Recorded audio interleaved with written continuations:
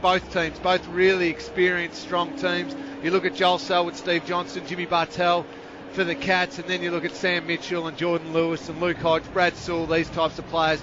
Really strong, tough players that have been conditioned up to play in this sort of game of footy. And the first minute or two is going to be brutal. Once it all settles down there, that's the key though. If both teams can settle into a rhythm, Geelong can make it a scrap, they can stay in the game. Then, Lloydie, you start talking about the mind games from then on, I think. And Luke Hodge, Murdoch's gone to him, so you just wonder if he could have some sort of role, got pace. And also, Lonigan's gone to Buddy Franklin as we expected. Here's Tim Lane on 3W football. So it's the Hawks to the punt road end. They've had one kick games, and the first bounce is offline from Brett Rosebery. What an awful start. And it comes back, and it's to be thrown up. Yes, the last 2 years, Hawthorn one kick thrillers. They lost to Collingwood 2 years ago, beat Adelaide last year. First kick, a free to Steve Johnson as the Cats go to the city end. He nurses it off the instep. Lonigan getting forward for him. Hand pass to Josh Hunt, not clean. Collected for Hawthorn by Gunston. Gave to Lewis, to Birchall, immediately looks back to Franklin, running into trouble, to Bailey, hand passing to a ruckman under pressure. Kick lands all right to Smith on the wing. He just runs it around the boundary line of the 50. Collected by Guthrie though for Geelong, cleanly, and a stabbing delivery is good into the corridor, and Josh Hunt. Gee, Sewell's come off quick, Doc, why? Dislocated finger, Brian. They're just trying to reduce it on the sidelines, so it's the long finger, and it's out still. They need to get it back on. Bit slippery. He's sprinted to the boundary. An interception in the middle by Rioli. Rioli takes the mark just forward to the centre circle. Mitchell is short. He goes a little shorter and sideways to Lewis. Lewis takes the mark and he says, OK, boys, get forward to the footy. He's basically starting his run up from the centre circle in the square. Jordan Lewis to the punt road end. High balls run. That's no good at all. Wasn't greatly directed from Stevie J. They've got an extra back in defence already. And Buddy Franklin going nowhere near the 50 there. So you just wonder if he's been a bit spooked or he's been told, just stay out for a while. Let's give Lonigan something else to look at. Cats have put it out on the full. Podsy Adley free kick to Hawthorn on the wing. Doc Larkins for Kasha. Yeah, they've reduced that knuckle joint. The second one from the hand. So Sewell ready to go back on. He'll be right. Cats have started scrappy here, made a couple of mistakes with their kicking. Podsy putting that one out in the full. You can't give Hawthorn that many opportunities. Burgoyne takes on Selwood, gets around him and kicks short to Buddy. He's 80 metres out on the flank, over on the southern side. Short ball to Hale, beyond range, outside 50, sits it up, and Gunston was able to get away from Guthrie and take a mark about 46 metres out. An angle more generous than 45 degrees, and he's a deadly shot for goal. You can see already how different that forward setup is. Franklin marks at 80, as you said, Tim. Usually he'd be inside 40. Lonigan gets a spoil in. No other options for Hawthorn. They have changed this up, and Gunston will be a big key tonight. And the front half has shown time and again it operates very well with Buddy out of there. Gunston comes in, punches long and straight, and the Hawks draw first blood on the Foxtel scoreboard. They lead Geelong in the preliminary final.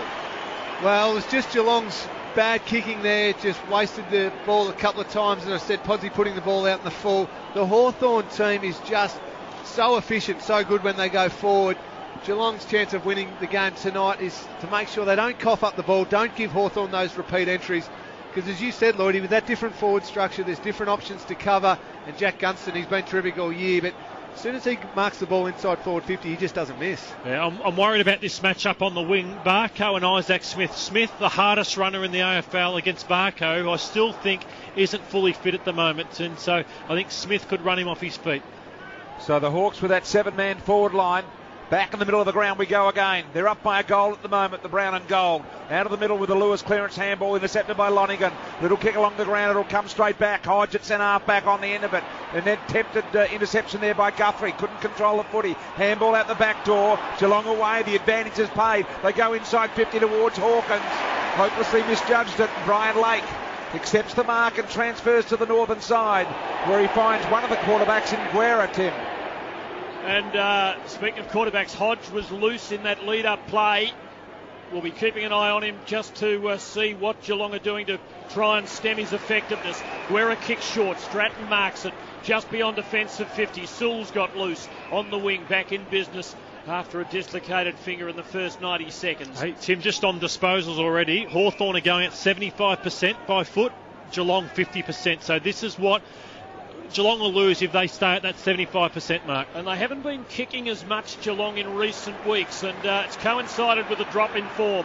Hawks switch play. Isaac Smith over on the southern side. Short ball to Burgoyne, who marks behind the wing. He kicks into the middle of the ground where Gibson floats into the centre circle. He can go, Gibson. Josh Gibson, little kick sideways to Sewell. So gradually and very patiently the Hawks wanting to work the ball forward. A poor handball by Sewell was intercepted by foot by Mackie. A little soccer now. He picks up his own ball. No, he doesn't. Mitchell soccers it out of his hands basically. Gives it to Guerra. Guerra, beautiful kick to Rioli. And Rioli marks 55 metres out punt road end. Short kick to Hill. He's on the point of the square at half forward. And once again, the Hawks really patient. Here goes Hill with a lovely kick to Roughhead though. He got crunched. I tell you what, Duncan's down for Geelong as well. Roughhead's hurt. Ball comes to ground. Look at the trainers. 10 of them have gone onto the ground at once. 4, 5, 6, 7, 8, 9. Trainers, 10, 11.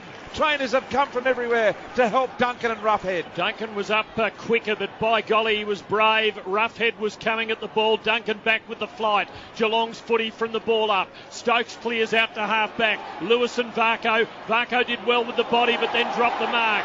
Lewis at ground level might have copped it high. No free kick. Geelong gained metres. It's out near the boundary on the wing. It's over and will be thrown in. Doc Larkins, did you get a look at Duncan and Roughhead? How are they going? I know they've come off, obviously, with the aid of the trainer staff. Ruffy a little bit more slow to get up and get going, as you said. Duncan was involved in that contest with Lewis, so he's had a double hit, so they both should be all right. And I tell you what, there were no trainers left for Lewis, who I reckon got a little bit of whiplash, a little bit of a bang on the head, Doc, and he has been susceptible. Well, he has, and he was the one that Mitch Duncan run into. He's actually got the ball in his hands, free kick, so we'll watch and see, but he hasn't had any attention. Okay, he shook his head, and the attention didn't come because they're all attending the other players. That's why.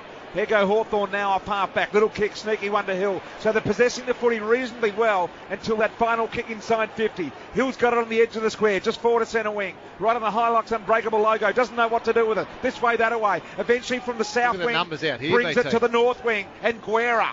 So the Hawks having much more of the ball here. Guerra kicks to Puopolo. 60 out, plays on, kicks low. Bit too low for Cyril. Good at ground level as we know. Gave to Bruce, who lost it. Cyril back in to help him. Catch there in numbers. Mackie scrounges a kick clear, does well.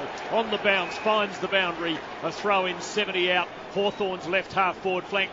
Top deck of the stands at either end of the ground, a bit sparse. Very disappointing crowd, Tim. It'll probably still number 70, but there are some huge blocks of unused seats here tonight. Very disappointing for a big game. Boundary throw in once again, half forward here for the Hawks. Isaac Smith to Hale. Hale got it, banged it inside 50, really deep. Bailey will arrive, but not before it goes over the behind line. 1 goal, 1-7 Hawthorn. Geelong yet to score. Foxtel scoreboard, Cameron Lynch. Seb, quickly for Europe Car, what are the marks so far in this game? Yeah, you've picked a real indicator, Lingy. 20-5, Hawthorn's way for Europe Car, moving your way, Tim. Kick in, chopped off by Sewell, couldn't mark. He has gone for holding it. Looks as though they're going to be tough on that. That's two very unforgiving ones they've paid. This goes to Bartel. He kicks to Corey on the wing. Geelong haven't mounted a serious attack yet. Corey short finds Stokes. And the big thing too, Tim, how can Pods or Hawkins Vardy get themselves in the game early because their confidence is down? They want to be in because it's a chilly sort of night. Short ball, poor kick. Varco did well though to collect. Shrug off the tackle. Got a kick on the second tackle. Ball with Motlop gave to Blitzarves to Stokes. A quick look at them. His kick smothered and taken to the boundary line by the Hawthorn defence. And over, in fact, Christensen it was. A throw in left forward pocket. Geelong deeper in attack than they've been, but Hawthorn lead 1-1 to nothing. Boundary umpire deep in the forward pocket, as Tim pointed out, for the Cats. City end. The knockdown to Christensen, who was immediately tackled.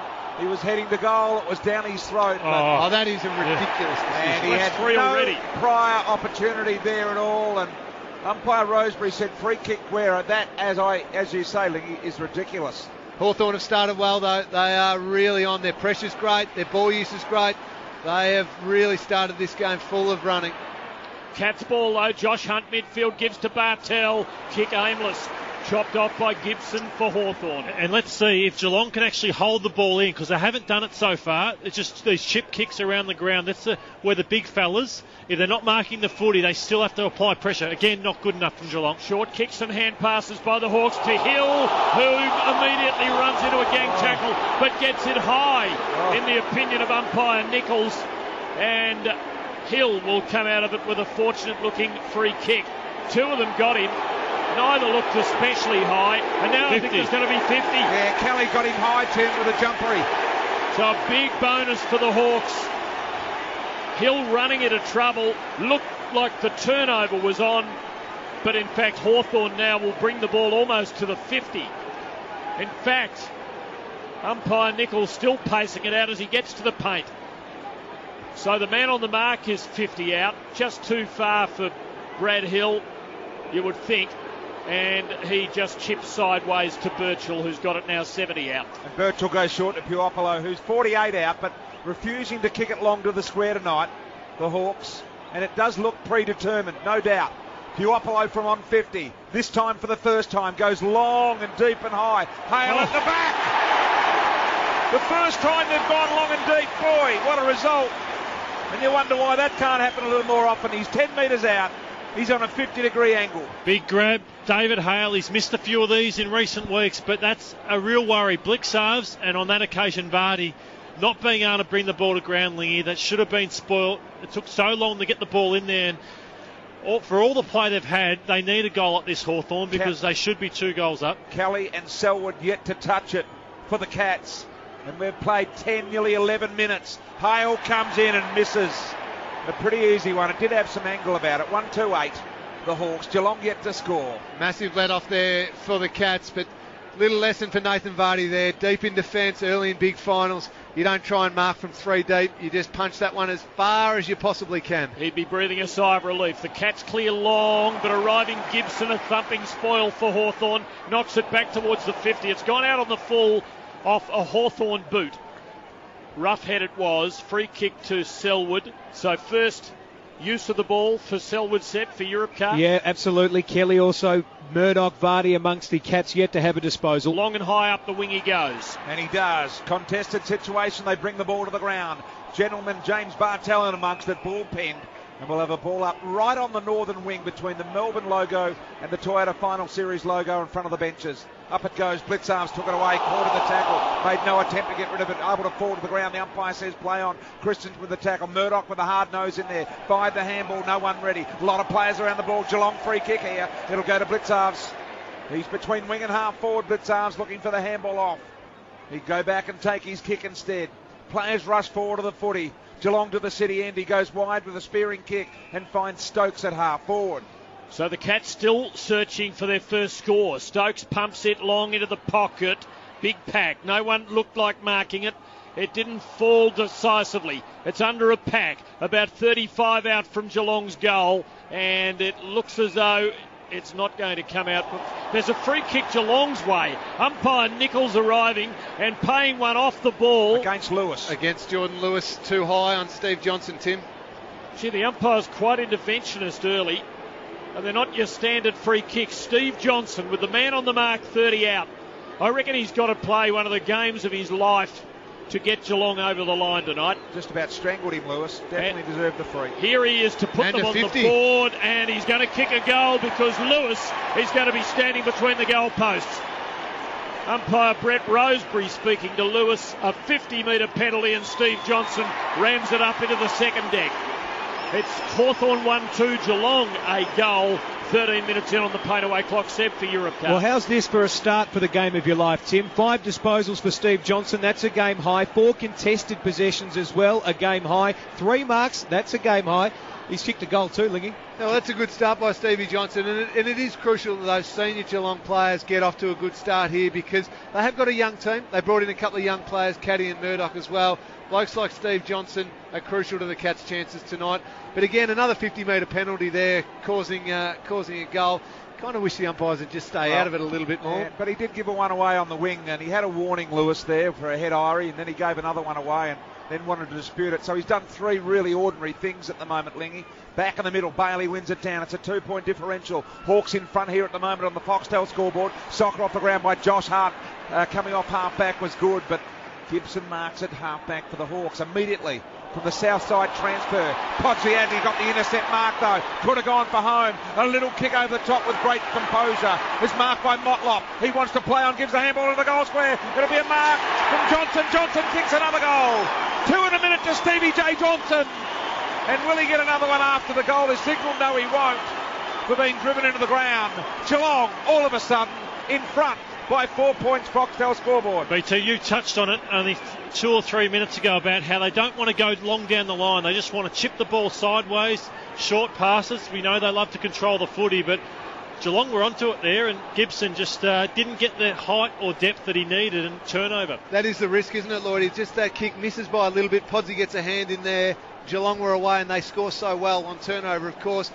Hawthorn early on this game were cutting through Geelong, but if Geelong can start cutting a few of them off, it puts a bit of doubt in the Hawthorn kicker's mind. Well, it's a big start for Geelong. I thought they've been outplayed in this first 9 minutes of play, yet they're in front. A huge 90 seconds for them, and suddenly the initiative with them, and they win the clearance. Corey gave to Duncan, but he ran into trouble and coughed it up. Guerra for Hawthorn to Buddy, arriving in midfield and putting his stamp on it. Goes very wide. Oh, rough tackle from Guthrie from behind. Lucky to escape censure, and he prizes the ball out and gets a kick clear. Selwood knocks it further on for Geelong. Straight to Hodge, a rare fumble by the Hawthorn leader. In goes Franklin, gang tackle, taken over the line, and there'll be a throw in between Wing and Hawthorn's half forward flank. Suddenly Geelong winning the little wars, Lingy. Yeah, absolutely, Tim. That's what they need to do. They've settled into the game a little bit now. A couple of those key Hawks players are starting to get around to footy, though. Buddy up at this stoppage. 5 of the last 6 contested balls have been won by Geelong here. Now Mitchell, little left foot kick along the boundary line. It was well controlled because otherwise it would have been smothered if he'd gone the full kick. And he puts it into a nice position for the Hawks, deep inside their attacking 50. Yeah, he'd been quiet, Mitchell, in this first 16 minutes. That's just his 3rd disposal. They need him to get going. He's opposed to James Kelly. So it'll be a Friday night prelim football. Geelong here at the moment by 4 points. The knock by Vardy, was it? Over the line and out of bounds. We'll throw it in again. Still inside the attacking 50 for the Hawks. Liam Shields with the job on Joel Selwood. Doing a good job so far. Hodge with Steve Johnson at the moment up at this contest. The ball falls for Hill of Hawthorn. Left foot lob to within 30 of goal. Oh. And Hale takes a very good mark. Harry Taylor was trying to get into the contest, but was coming from out of position and wasn't able to make a mark, and David Hale this time from dead in front will have his second set shot, should put the Hawks back in front. And Lingy, he was opposed to Jared Rivers there, and he is one player that I reckon isn't going that well as well at the moment for Geelong and needs to improve. He's to hold his spot next week. I know they might like him for structure, but he's been out of his depth a little bit in the last month. So from 35 straight in front, David Hale kicks the goal, and the Hawks lead again, and they just needed that settler. Foxtel scoreboard, Hawthorn 2-2-14, Geelong 2 straight goals. Seb for Europcar. That was the Hawks' 4th mark inside 50, Lingy. The Cats have only had 1, and that was that Stevie Motlop where he got ahead of the ball and gave it to Stevie J in the goal square. Absolutely, Seb. And on Lloydie's point about Jared Rivers, that's a real concern, the matchup there. David Hale, he's taken a couple of those marks inside forward 50. David Hale over Jared Rivers. Jared Rivers is giving away 9 centimetres and 10 kilos. So that's a matchup that Hawthorn are going to try and exploit as often as they possibly can. If they can get that in one-on-one, they've just got to go bang inside there every single time. Hawks by 2 points. Foxtel scoreboard. Back in the middle. Classic game of footy. We knew this would happen. Good crowd, but perhaps a little disappointing with the overall numbers. Bartel comes crashing into his opposite number 3 in Lewis. Lewis won out in the end, knocked the ball free. Mackie, little handball intercepted by Bailey. Bailey, a partial fresh area that travelled about 3 metres. A lot of soccering off the ground. Conditions aren't that slippery at the moment, despite the rain we had before the game. Hill with control, kicks backwards and finds Burgoyne. Is that Burgoyne's first touch, Seb, on the Europes? He's had a couple, BT, but that's the 5th backward kick for the Hawks. They've got the patience that the Cats haven't showed. They haven't had 1 backward kick yet. Burgoyne short finds Lewis. Jordan Lewis, little kick to the present-up player in Mitchell. Mitchell marks 65 metres out. Some say that Brownlow, one of the Brownlow favourites, his kick inside is really good to Bruce and a juggler, and Brewster's marked it. Now the man on the mark's at 44, and Brewster's going to have to kick at 50. He's better on the run. I think he hardly misses on the run, Bruce, but his set shot kicking this year hasn't been as good as previous years. So this will test him from around 50 metres. He's going to be close to the mark. In fact, he handballs off to Guerra coming from behind from 50 metres out. Boy, the Cats weren't awake or aware of that. Caught everyone off guard. And Guerra, the quarterback from 50, goes bang. And they kick another. 3-2-20. Geelong 2 straight 12 Foxtel scoreboard. Sloppy by the Cats there, because why wouldn't you be aware that Brent Guerra has the ability to do that? As soon as Bruce was a bit unsure about having that shot for goal, and you said, Lloyd, he's much more comfortable on the run, would have been making sure blokes like Guerra, Birchall, these types of players just cannot get a handball received from there. And that's the thing about Geelong's forward line. Of late, they just can't keep the ball inside forward 50, and they're just not defensively minded. Guerra now 7 disposals at 100%, so he's doing a lot of damage. So Hawthorn get it out to an 8-point lead, and Geelong aren't defending effectively enough to win this match. Just on the current trend, still early. Sam Mitchell levers out a hand pass after the bounce. Shields knocked it Geelong's way, then pursued it. Has support here, high contact, Hawthorn free kick, and it's Luke Hodge, got his head over the ball, and the tackle clearly was well above the legal zone. He kicked short to Burgoyne, but the umpire called time off, says it's got to come back. Hodge clear of the defensive 50, half back for the Hawks, comes into the corridor, switches play. Guerra unmanned, will take the mark over towards the other flank. It's a beautiful double pranked half back line, isn't it, of Guerra and Hodge when they're working together, boys. And Birchall as well, who just gives them that run and ball use. And this is what they're doing well, Hawthorn. So it's the triple. They hit a triple. They play wider Triple this year, threat. so they're just spreading Geelong really well at the moment. Good point, Lloydie. Here's Isaac Smith with the kick down the line, punched away by Rivers this time, over the line, out of bounds. Right in front of the interchange bench, Doc, right in front of where you are at the moment. Yeah, there's been plenty of action on the interchange, both sides doing double or triple interchanges at the same time tonight. For Karsha. Hawthorn's quarter so far. Hale wins in ruck, but it's down to Stokes. Gets a quick kick in towards the centre. Selwood trapped it well. Gave to Stokes, who kept coming. Gives to Corey. Loops it over the top, and Murdoch with the flight got there and dropped the mark. Ground level low, Motlop uses his pace, breaks and goals. Good guy's goal of the day. And he is some X factor for the Cats. He has them back within 2 points on the Foxtel scoreboard. Hawthorn 3-2, Geelong 3 goals. Can play a bit of footy, that bloke, can't he? I thought he'd actually made the wrong decision to take on the tackler there because of the angle the defender was running, but he just backed himself to put his foot down, the right foot banana, and so many players now choose to kick their preferred foot banana as opposed to kicking on their opposite foot, and they're so good at doing it. Tim, you mentioned X Factor. He's more than that. He's actually a very, very consistent player now. He's averaged 17 disposals, kicked over 40 goals. He's actually gone past Surioli as a player in such a short space of time. This is one that Lloydie's been on to for months, talking about that one. The consistency of Stevie Motlop coming through here. Kick along the ground up towards Bruce in the half-forward line. Smith backed away from the footy and got met front on from Duncan with a ripper hip and shoulder. It's been marked by Birchall in the middle of the ground, though, for the Hawks. See, what about the experience of Birchall there on Murdoch to take that mark? Great play. Beautiful kick to Lewis. It hung in the air. Knocked down to Mitchell. Mitchell with a fast left-hand handball to Hill. He's got to escape and elude, and he's evasive enough to do that. Gave it to Smith right on the boundary line. His kick was smothered by Bartel. Ricochets in the middle to Hale. Little handball to Bruce. Around the corner. Swinging ball. Touched right on the line by Duncan. In fact, it hit the post. It hit the post. And off hands and just a minor score there. So 3-3-21. The Hawks, Geelong 3 straight 18 Foxtel scoreboard. BT Hawks players still getting loose. A massive plus 35 uncontested possession differential, 53-18 for Europe Cup, moving Tim's way. Bradley Hill, one of those guys. He started really well, Seb. 6 disposals for Hill. Guthrie short to Taylor, who launches a very long kick, and Podsy Adley seizes the opportunity, takes the mark, feeds off to Kelly on the run, kicking to Hawkins, who gets his hands on the Sherrin. Forward of the centre line for Geelong. For the moment, the 50 was not crowded, but he was slow getting his kick away, and when he did, he hurried it into the man on the mark. but Lake's hand pass smothered. Puopolo knocks it, but stolen by Duncan for Geelong. A nursing little kick chopped off for Hawthorn by Hill. He gives to Birchall, who slots it coolly into the corridor, and Guerra takes the mark. Oh, they're so good in this transfer. Guerra with a ripping footy out wide. An opportunity for the Hawks to tidy things up here. Short ball comes to Isaac Smith. Isaac Smith forward to the wing. The inside angle ball to Bailey. He takes a mark right on the edge of the square. Thought about the Puopolo short. Here's Hill. He's out of the loop, Hill. And he comes. Got some attention here. They closed in on in the end. Stevie J was aware. Picked up by Puopolo. Bouncing ball towards the square. Offline. Won't get there. In fact, it stops in the field of play. And Lonergan will be forced. Thought to handball over the line, but he doesn't. Coolly gets into Bartel. And Bartel short kick. Defensive 50 to Christensen.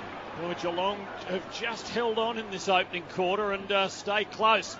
Could even lead at quarter time. They work it to Murdoch and a cross ground to Podsy Adley. Off the defensive 50 now. He just treads water for a moment and then kicks flat and almost full distance to Joel Corey, who dropped the chest mark, fights on, swats the ball forward, but straight to Lake. He's gang tackled and tied up near the boundary, taken over. A throw in just Geelong's side of the southern wing. Hawthorn 3-3, Geelong 3 straight goals, 25 minutes in on the Foxtel scoreboard. Centre wing right in front of the Flexibit signing for all your abrasive disc needs.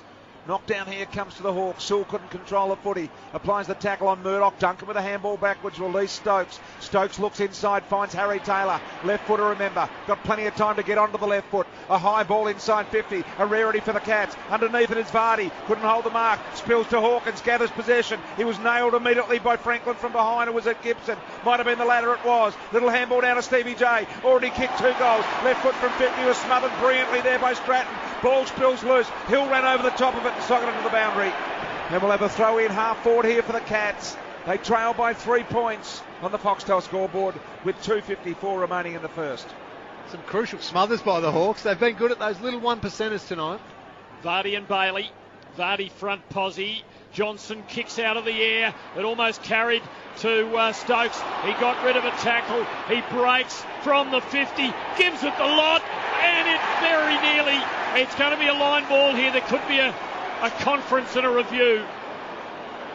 Christensen kicking it from on the 50. And we're going to the third umpire. Touched just above the line. The umpire has called it touched. This is one of those ones that you can't really get a read from the cameras that they have. And to me, the umpire, did he say it was a goal? I think he thought it was a goal initially. So I think it will be paid a goal. On the room replay, Lloydie, it looks like it's just over the line. That's a very good call in the end. They did have a shot that showed clear air. Yeah, it was a good shot, that one. So Christensen kicked it, and it is. It's just whether the whole ball was over the line. Crowd seem to know, but there's been no call from the goal umpire. I wonder whether they've lost communications. It's a goal. Geelong in front. 4 straight. Hawthorn 3-3 at the 27-minute mark. Yeah, it's just good from Geelong. We're going to look at the stats all night and say, well, Hawthorn have had this many more kicks and this many more handballs and marks, but they play different styles. So obviously Hawthorn like to control the footy, but this is a different Geelong outfit that we saw last Friday night against Port Adelaide. Without doubt. They've started much better. They had to. And Seb, just on those stats for Europcar, Hodge, Guerra, Birchall setting them up so well. How many total possessions for the 3 of those? Yeah, 16. Lingy. Guerra's had a game-high 9 disposals, 4 for Birchall and 3 for Luke Hodge. Okay, so a 4-goal quarter here for the Cats, 3 for the Hawks, back in the middle. 2.5 minutes remain. Vardy in the ruck against Bailey. Win comes here to the Hawks. Knocked as Isaac Smith. Little kick inside 50. Hale left for pace. Interfered with. Should have been a free kick. Wasn't. And then a pulverising tackle by Hale. Dislodges the ball to Roughhead. Roughhead's handball out there to Gunson. Couldn't control the footy. Hawks working hard. Roughhead went and got it again. Tried the handball out. Farco's foot was there to ricochet the ball. It comes to gentleman James Kelly. He had a bit of a fresh airy. A lot of players around the footy. It's going absolutely nowhere. Stevie J put his head over the ball. He wanted a 3 for 2 high. Spills to Smith. His kick was smothered by Lonergan. And eventually Geelong out of trouble. Boy, was that a big battle. And Gibson with a a diving mark forward to the wing on the north side. Great mark. He needed to take it. He did. He kicks short and Rioli marks it. 65 out left flank. He goes for, is it Roughhead? There's a push and a shove. Gunston and Bartel go to ground. A free kick to Gunston out of that. Bartel with his hands to his head. Gunston will have a shot from 25 on a 45-degree angle. Doc Larkins for Karsha. Buddy Franklin on the way off. He stayed down a long time. He's cradling the whole of the right arm. It may be the wrist area. We know he's got problems in that wrist, but he hasn't been able to move the right arm. He's just coming through interchange, Buddy Franklin. Well, that's major. Meanwhile, straight down the rooms he's going, Tim. Buddy Franklin. Oh, yeah, on the room replay, BT. I'm sure Doc will be all over it, but just got his arm trapped in an attempted tackle. It's his elbow he's grabbed for. Gunston, meanwhile, lines them up in the last 90 seconds. He comes in and he hooks it and he misses. And still Geelong lead by 2 points. 4 straight to 3-4. And Hawthorn are a bit nervous. They're just snatching at things. Well, they've had control of this game, but probably haven't taken the most of their opportunities. Ball back into play. We'll go to Doc in a moment. He was looking at some footage on the screen there of the replay of Buddy up the race here. Here's Guerra. Will come to you, Doc. The ball's right in front of you at the moment. Kick goes forward, looking for Roughhead. Haven't seen. We won't come then. An opportunity to Hunt. Hunt got it off the field, gave a little handball to Stokes. Had to go down low. It was in his shoelaces. Look at the Hawthorn players hunting in a pack of 3. Here comes Roughhead. Picks the ball up on the ground. A cool kick to Lewis. And Lewis has taken the mark 25 metres out. Directly in front. 45 seconds left in the quarter. And this to put Hawthorn back in front. Well, we know Hawthorn can play well without Buddy Franklin, so I don't think it's a huge issue. They would love to get him back out there from a rotational point of view, but that all came about from Piopolo, Smith, and also Rioli's pressure. And this sets up Lewis for a shot at goal. What a perfect quarter it would be. 4 goals apiece here in the first quarter if Lewis kicks this. 30 out directly in front. He's yanked it way to the right-hand side, and that's a miss. So 23-24. Geelong by a point on the Foxtel scoreboard. 15 seconds remain in the quarter. 8 shots to 4. Cats don't want to make a mistake here. The kick from Bartel not good, but Murdoch takes the mark. Bartel went to Big Torp. He miscued it. Murdoch did very well to mark the mongrel and then kick it long with out of 5 seconds. We probably have our quarter time score. There's a free kick to Podsy Adley, but he's 85 metres out. Cats wanted to run on, and Motlop might have been able to have a shot, but the umpire had indicated it had to come back, and Podsy Adley probably won't even bother because he's 85 metres or more from goal. He's being looked at by the trainers and just looks a little groggy after biting the dust hard. So I think we have a quarter time score, and Geelong, from half as many scoring shots, lead by a point. 32 extra uncontested possessions. When they've needed to win it, Sam Mitchell's been the man with 3 centre clearances in that first quarter alone. And when they haven't got the footy, the likes of Josh Gibson are bobbing up with intercept marks. He's had 3 in the first term. Guerra 10 disposals, is the busiest man on the field. Stevie J 8 disposals and 2 goals for Europe Cup. I thought that first 10 minutes, Seb, was all Hawthorn, and they should have probably had the first 3 goals on the board. David Hale misses a bad one from the goal square, and all those little things add to the psychological issues that Hawthorn have against Geelong, and suddenly they get on the board, and I thought it was just pretty much evenly from that point on, and suddenly Hawthorn will realise we've got another tough game on our hands here against the Cats. Yeah, absolutely, Lloydie. As you said, Hawthorn didn't take their chances. Geelong did, from not too many chances at all. They took them, and they took them well. But Geelong's got to do something about the Hawthorn marks at the moment. They're just, when they're doing it well, the Hawks are just slicing through them, really precision kicking. Seb mentioned just how good Brent Guerra has been in that first quarter, 10 touches. You can't allow blokes like him and Birchall and Hodge and these types to have too much of the footy.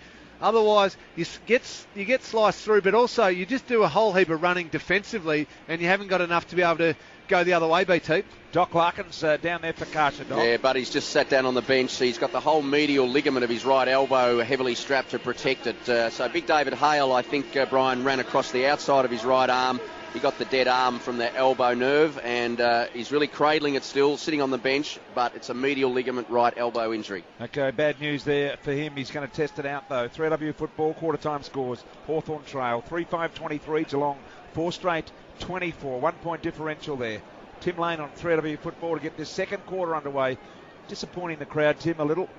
Doc, if the Hawks win, any ramifications for next week for Buddy with an injury like that? No, look, Jimmy Bartell played a whole year with it a year or so ago, so he'll be able to play. Second term is underway, coming to you for RACV Business Insurance. And a clean takeaway by the Hawks. Bailey received from Mitchell. Kicks into half forward. Taylor couldn't quite hang on to the mark. Bartell at his boots, though, gets a kick clear for Geelong. Out towards the boundary. Taken further out by Stokes with a paddle and pinged for deliberate by umpire Margetts. He's officious. Oh, they're on the job tonight. He is particularly.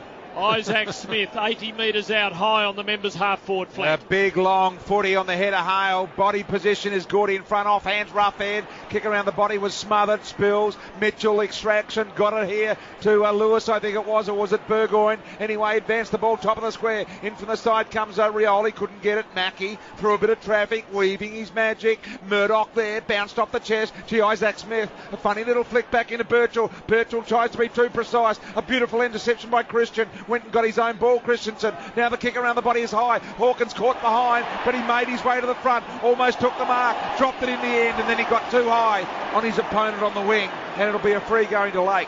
Hand pass to Birchall. Long ball. Deep into the 50. Big pack.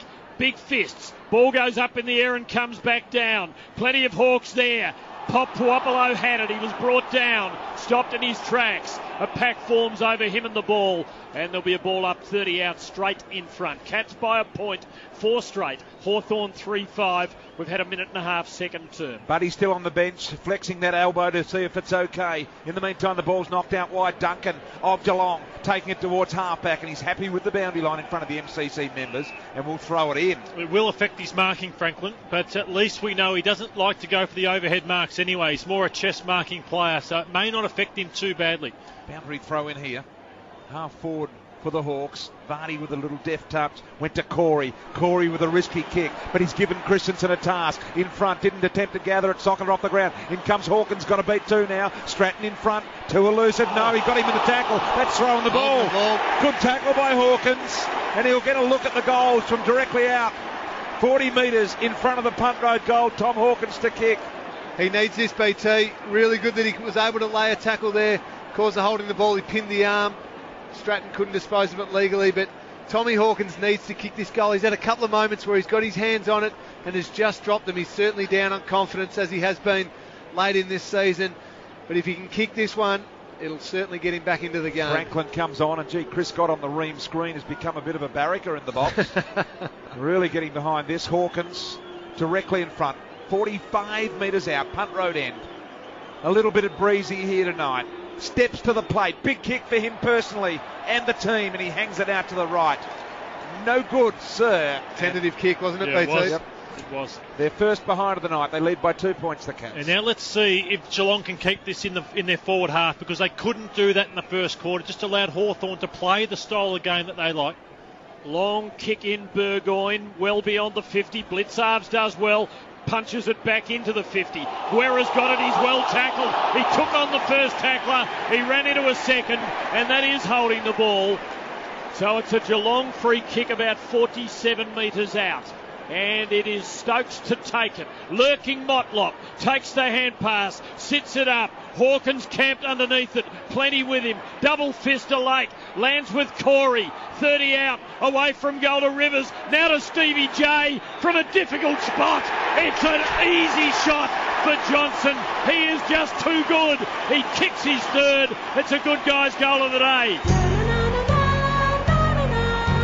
And the Cats have an 8-point lead, 5-1, 31 to 3-5, 23 on the RACV Business Insurance scoreboard. Lingy, can I ask you about Stevie Johnson?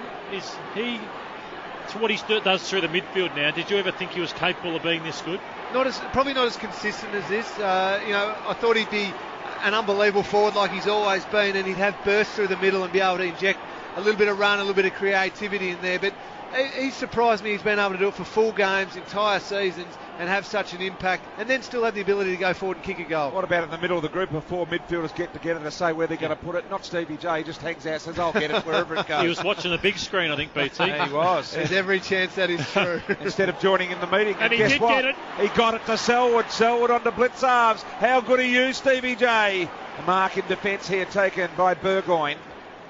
And Burgoyne just steadies the ship here for the Hawks. They're down at the moment by 8 points, and things will creep into your mind once they get a little further behind, I'm sure. He's another one who we forget about, Burgoyne. He's a beautiful user of the ball. A great kick to Hodge then. Hodge clears the wing, but it's collected by Selwood for Geelong. Gives to Stevie J under the pump, but good enough to get rid of it and get rid of it to advantage.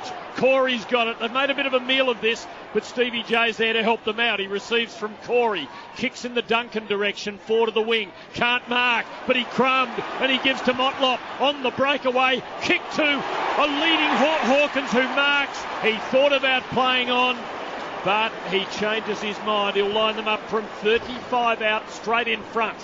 Yeah, Brad Sewell got caught out there for speed, and suddenly that's the issue. If Geelong can win the footy around the contest, we know the speed of Christensen, Motlop, Stokes, those types, which could worry Hawthorn, and those entries inside 50. Lake's in form at the moment. You can't stop them. And there's another huge kick. He laid off the last one, Hawkins. They've got momentum now. If he can kick this, it'll blow. This crowd will go berserk. Well, it's to the punt road end, where he kicked one of the most famous goals in history. He comes in and he kicks one here. And Geelong stretch the lead. The underdogs have it out to 14 points. RACV Business Insurance scoreboard, the Cats 6-1-37. The Hawks 3-5-23 with 6.5 into the second. Moody, you mentioned there that Stevie Motlop was able to run away from Brad Sewell, and I can speak from experience as somebody who maybe didn't have the best leg speed going around.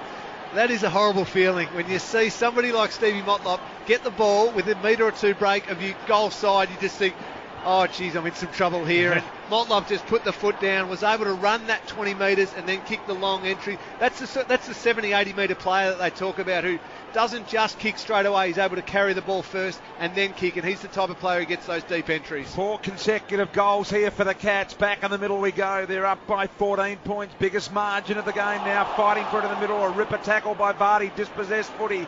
Indisputable land at the moment. Beautifully picked up by Motlop on the southern stand wing. Kick around the corner was inch perfect to Murdoch, who presented up and took the mark on the chest. He'll turn on the left boot, and he loves to go with a long kick. This time he doesn't let us down. Goes long and deep. Here they come. The fly. Ponsier over the back. Spills off hands. Comes to Christensen. Had a look. Put the handball in space. Gives an opportunity here to Bartel. He couldn't get the footy. Gibson was all over him. Farco's almost got through the brick wall. Farco's knocked it up the ground. Saved on the goal line there by Mitchell.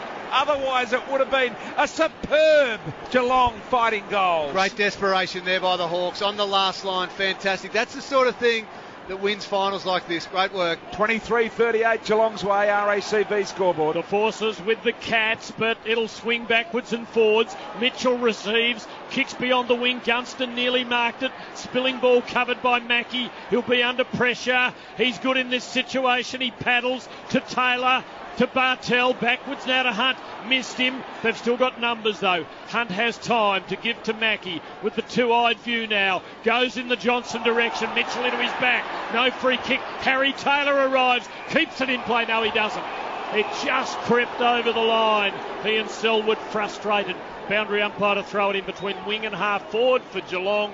The Cats with the momentum, leading by 15 points. I'm not sure that it did go out, but anyway, the boundary umpire said it has, so he throw it in again. Bailey thought about the little soccer off the ground, but eventually Burgoyne got a kick out towards his bench, and it will go over the line and out of bounds here, right in front of the Hawthorn bench.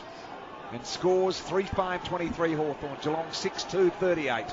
They've played 9 minutes in the second quarter. Jared Ruffhead needs to get himself in the game. Harry Taylor done a good job on him so far. Matthew Lloyd, goal-kicking genius, as part of the 3AW Friday night crew, and Saturday for that matter. Kelly kicks the ball to half forward. They fly. Blitzarves couldn't get his hands on it. Lake, little handball out the side door to Hodge. Hodge to the other quarterback and Guerra. He was going to go, but he just held up and will go back to take his kick. Buried in the 50. 35 out from the goal front. He fans it wide for Mitchell. Just beyond the defensive 50. 9.5 gone. Geelong's quarter this so far, as the Cats have kicked 2 goals unanswered. Mitchell comes inside, uses the left. Not much there for Hawthorn. Blitzarves in front. Hawks a chance at ground level. Sewell, though, ran into trouble. Lost control of the footy. Roughhead helps him out. Squirts a hand pass to Bruce, who places it wide for Gunston near the boundary. Hill. Got it on the bounce, on the boundary line. And there's an open goal here for Hill. He's got it, and he's got time, and he rams it through. And a big roar from Hawthorn fans, who are starting to tighten up. Margin back to 9 points. Geelong 6-2-38. Hawthorn 4-5-29. RACV Business Insurance scoreboard. Lloydie, I reckon Geelong this quarter have been very good at trapping in their forward half, but I think they're playing a really big squeeze, a really tight press down their half of the ground, and that's what they risk, isn't it? If it gets over that back line, it's completely wide open and almost a walk-in goal there for the Hawks. Oh, especially the way Hawthorn kicked the footy, and they've slowed Hawthorn down a little bit, or Hawthorn have decided, let's take the pace off the game a little bit, because Geelong were right on top. But just saw Franklin there. They are bypassing him at the moment, so it's like he's become a bit of a decoy, although he has gone deep now with Tom Lonigan. They're not using him at all. Geelong by 9 points in the RACV Business Insurance scoreboard. Back in the middle, Selwood with the tackle then on Burgoyne, pushed him to the ground. Now Stevie J with a clearance out of the middle, goes deep inside attack. The double-fisted punch away from Stratton was effective, but Selwood was in the end of it.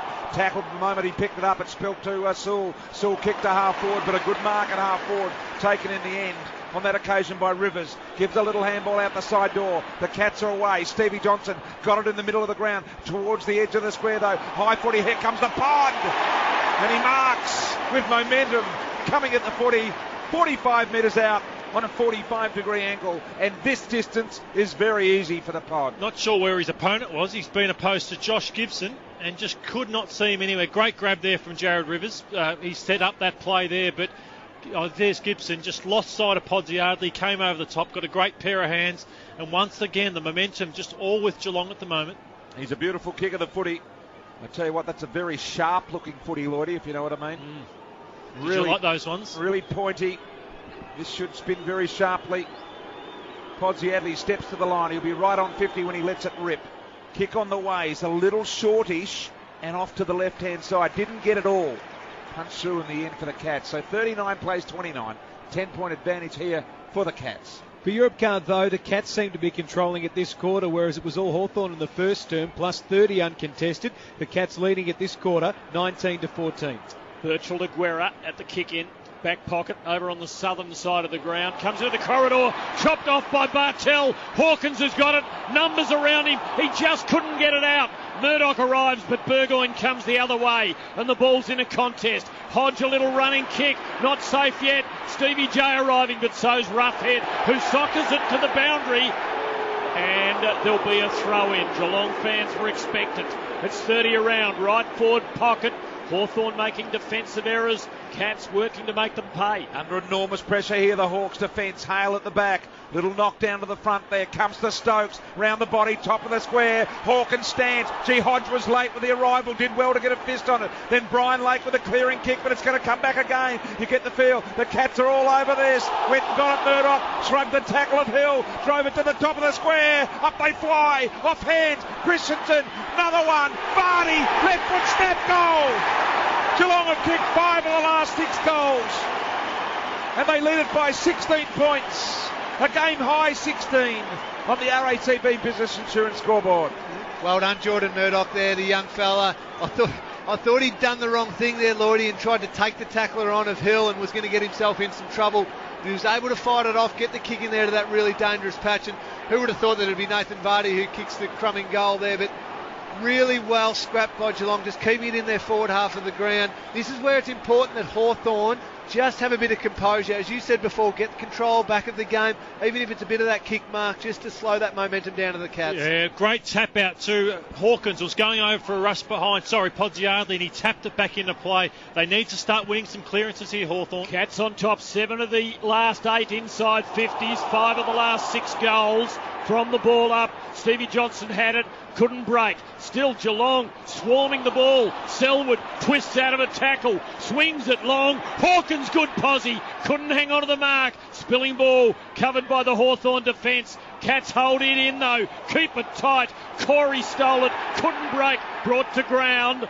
Play allowed to go on by the umpire. 30 out. Lewis tries to wrestle out a hand pass. Comes out Geelong's way. Duncan Johnson from 35. A swinger, not quite enough swing. Minor score. All Geelong 7-4-46. Hawthorn 4-5-29. Doc Larkins for Kasha. Yeah, Paul Popolo's just limped off through the interchange for Hawks going downstairs. Right leg. He may have got a cork in that last centre contest. They're just going to check him downstairs. Have you been watching Buddy closely, Doc, at the other Yeah, end? I don't think he's using the right hand. He wouldn't be able to tackle. I'd go to his right side if I was running at him. Guerra plays on from full back, got around one. And a driving deep kick to centre wing was a really good one. The mark is taken there by Gunston, and that should be nearly 50. It wasn't. It would have been last year. They've relaxed that as well. Gunston at half back, southern stand side of the ground. Thought about the little handball over the top. He eventually decides to go long with a kick on the head of Hale. Got set on his back behind the play out there, and I think it may have been Bruce, and he's got the free as a result of that. He plays on with a kick now forward, looking for Franklin. Stretches the arm up in the air, landed on that bad elbow. Handball comes here, Lonigan, and Franklin's got him by the leg, and that's a trip. And a Lonigan free at half back. For Europcar, Lloydie, the Hawks' kicking efficiency come way down from 70% to 59% in this second term. Cats take it across the goal face and out of the back pocket. Stokes kicks long to a good target in Vardy. And he takes the mark. Kicked the last goal the Crumming way for Geelong. Cats 46, Hawks 29. Vardy back into the corridor. And Josh Hunt, top of the 50. He swings it southern side. He has that ramrod left boot and he finds Rivers getting better as the game wears on. Finding confidence. Delivers well. Harry Taylor's got loose. Half forward flank. 70 out southern side. Can't advance. Hand pass away from goal to Motlop. Kicks forward but Gibson dropped the mark. Should have taken it. Hawkins crumbed. Got it towards Steve Johnson. Didn't find him. Christensen taken high. Will get a free kick. 47 out. 45-degree angle. How's the range for him, Lingy? Well, it's probably just on his range here, Tim. Not a beautiful, accurate kick of the footy, but not a massive kick of the ball. The Hawthorn players are right on to Stevie Motlop running around the back there. They'll make sure that one of the big kicks for the Cats don't get a hold of this. They're winning the clearances and the contested possessions. They are just first at the footy, and they're getting free kicks like this as a result. Wants the sweetest contact he's ever made from on the paint. It won't quite go the journey. Goal square marker. Hawkins couldn't quite hang on. Got a clean grab at it. A Hawthorn free kick. Just as Stokes was about to crumb the ball. The Hawks a little lucky. Hodge will take it. Last line of defence. It is and a 50-metre penalty. So respite for Hawthorn, who are having to defend for their lives and for their season here. And they're fronting a 17-point deficit at the moment, Tim. And they've got the free here at centre half back with their skipper Hodge. Gee, he goes dangerously to Guerra. He had to go, but he had to open the body to do it. And he's hurt himself as a result, Guerra. Hodge set his teammate up there. That's the old hospital as Isaac Smith goes forward with a deep footy. They're open here. Shields takes the mark. 60 metres out. In the hands of the trainers as Guerra. Cop one in the open ribs.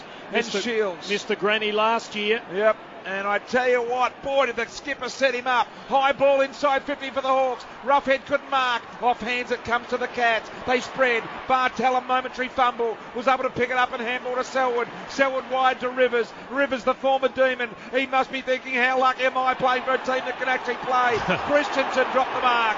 Hands and in the free back. kick will go for hands in the back to Christensen. To Smith against the Geelong man. Smith goes back to Guerra.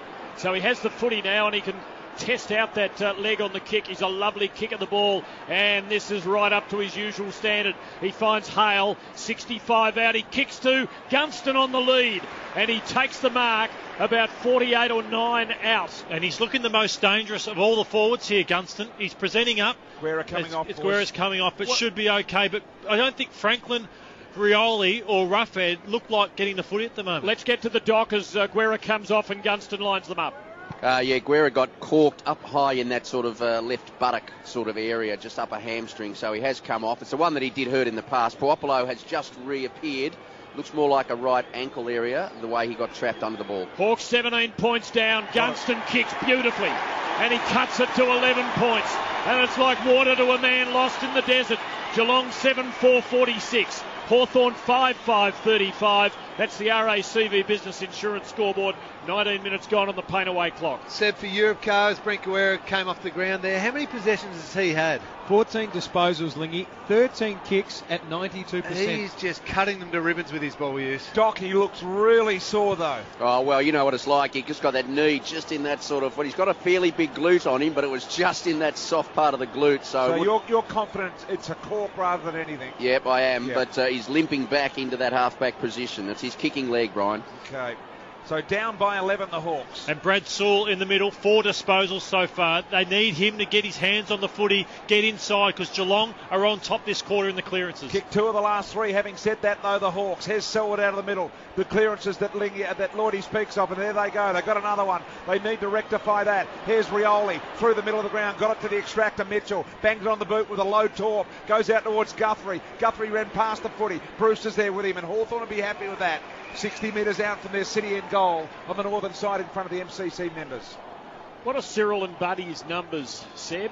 I was going to ask Lloydie about Cyril. Just the 5 disposals for this so far in about a quarter and a half of footy. Lance Franklin, not much more, the 5 disposals. Sewell, who's had few, as we mentioned, gives to Burgoyne here. Quick left foot kick to the forward pocket. Over the line, throw in. Hawks pressing. And back within 11 points. If they could string a couple together here, they'd get the sniff again. What I'm critical of Cyril is he just doesn't get to enough contests, so he limits himself so much in a game of football. Lloydie been all over that for a long time now, taking a close look at Rioli's efforts this year. Here's Burgoyne with a little handball over the top. Hawthorn pressing here, high tackle. Umpire says no, we'll play it on. Shields in there, got a little handball out. Burgoyne, another little handball to Hale. Tries to bust through the pack. Mackie hanging off the back of him. Soccer off the ground by Gunston. Surely he'll go over the line. It does.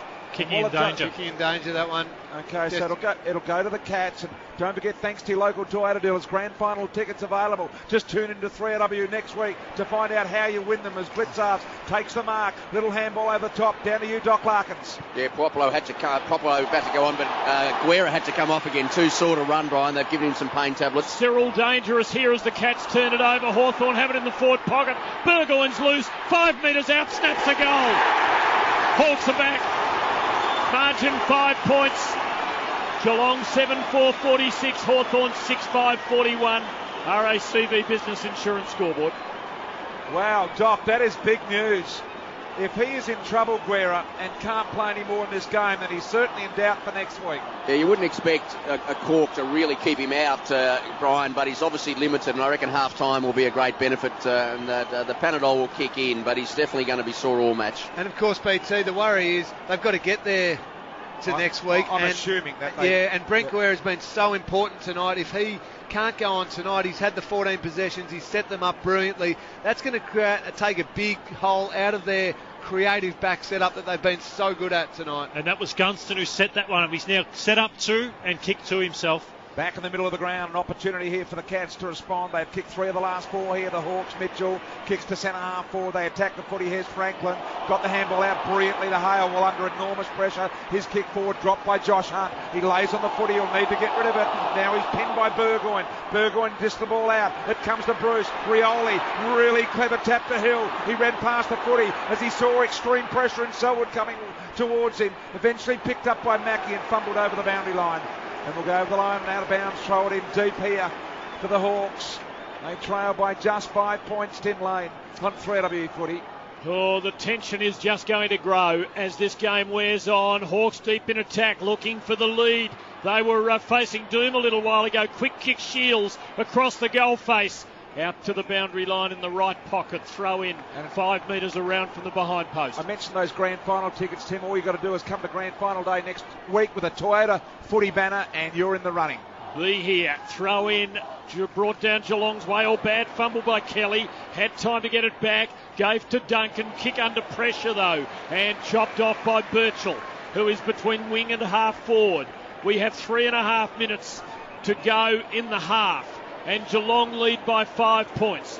Birchall just meanders inside, then launches long. It'll land 20 out. Hale there, fisted away by the Geelong defence. Bartel gave to Selwood. He slipped the tackle.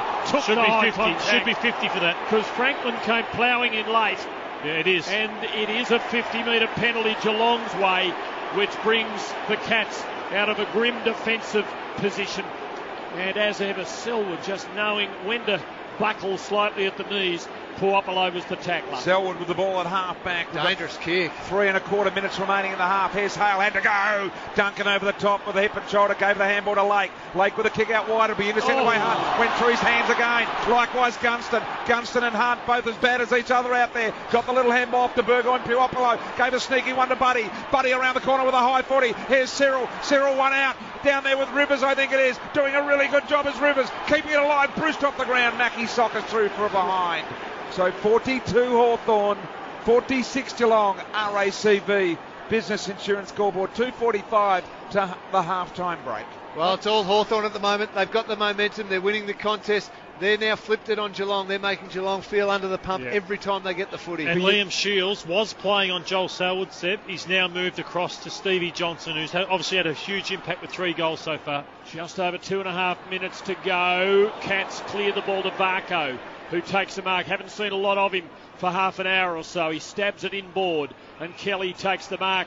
I'm feeling pleased I'm not a supporter of either team, because the tension will be unbearable if this game keeps going like this. Yeah, same, Tim. Kelly off halfback, good on your leg, out to the wing, and Harry Taylor takes a very good mark. Southern side right on the wing, and the Cats now to build and attack, and they need the settling goal, as a lead which had got out to nearly 3 goals has been cut back to 4 points. Taylor short to Selwood, who stabs. Franklin chops it off and takes an overhead mark. Uncontested, it has to be said. Buddy kicks sideways, and we've got 1 minute 49 on the pain away clock for a pain away. Arthritis spray and cream for temporary pain relief. Little kick on the back half here for the Hawks. Nice little move forward by Gibson.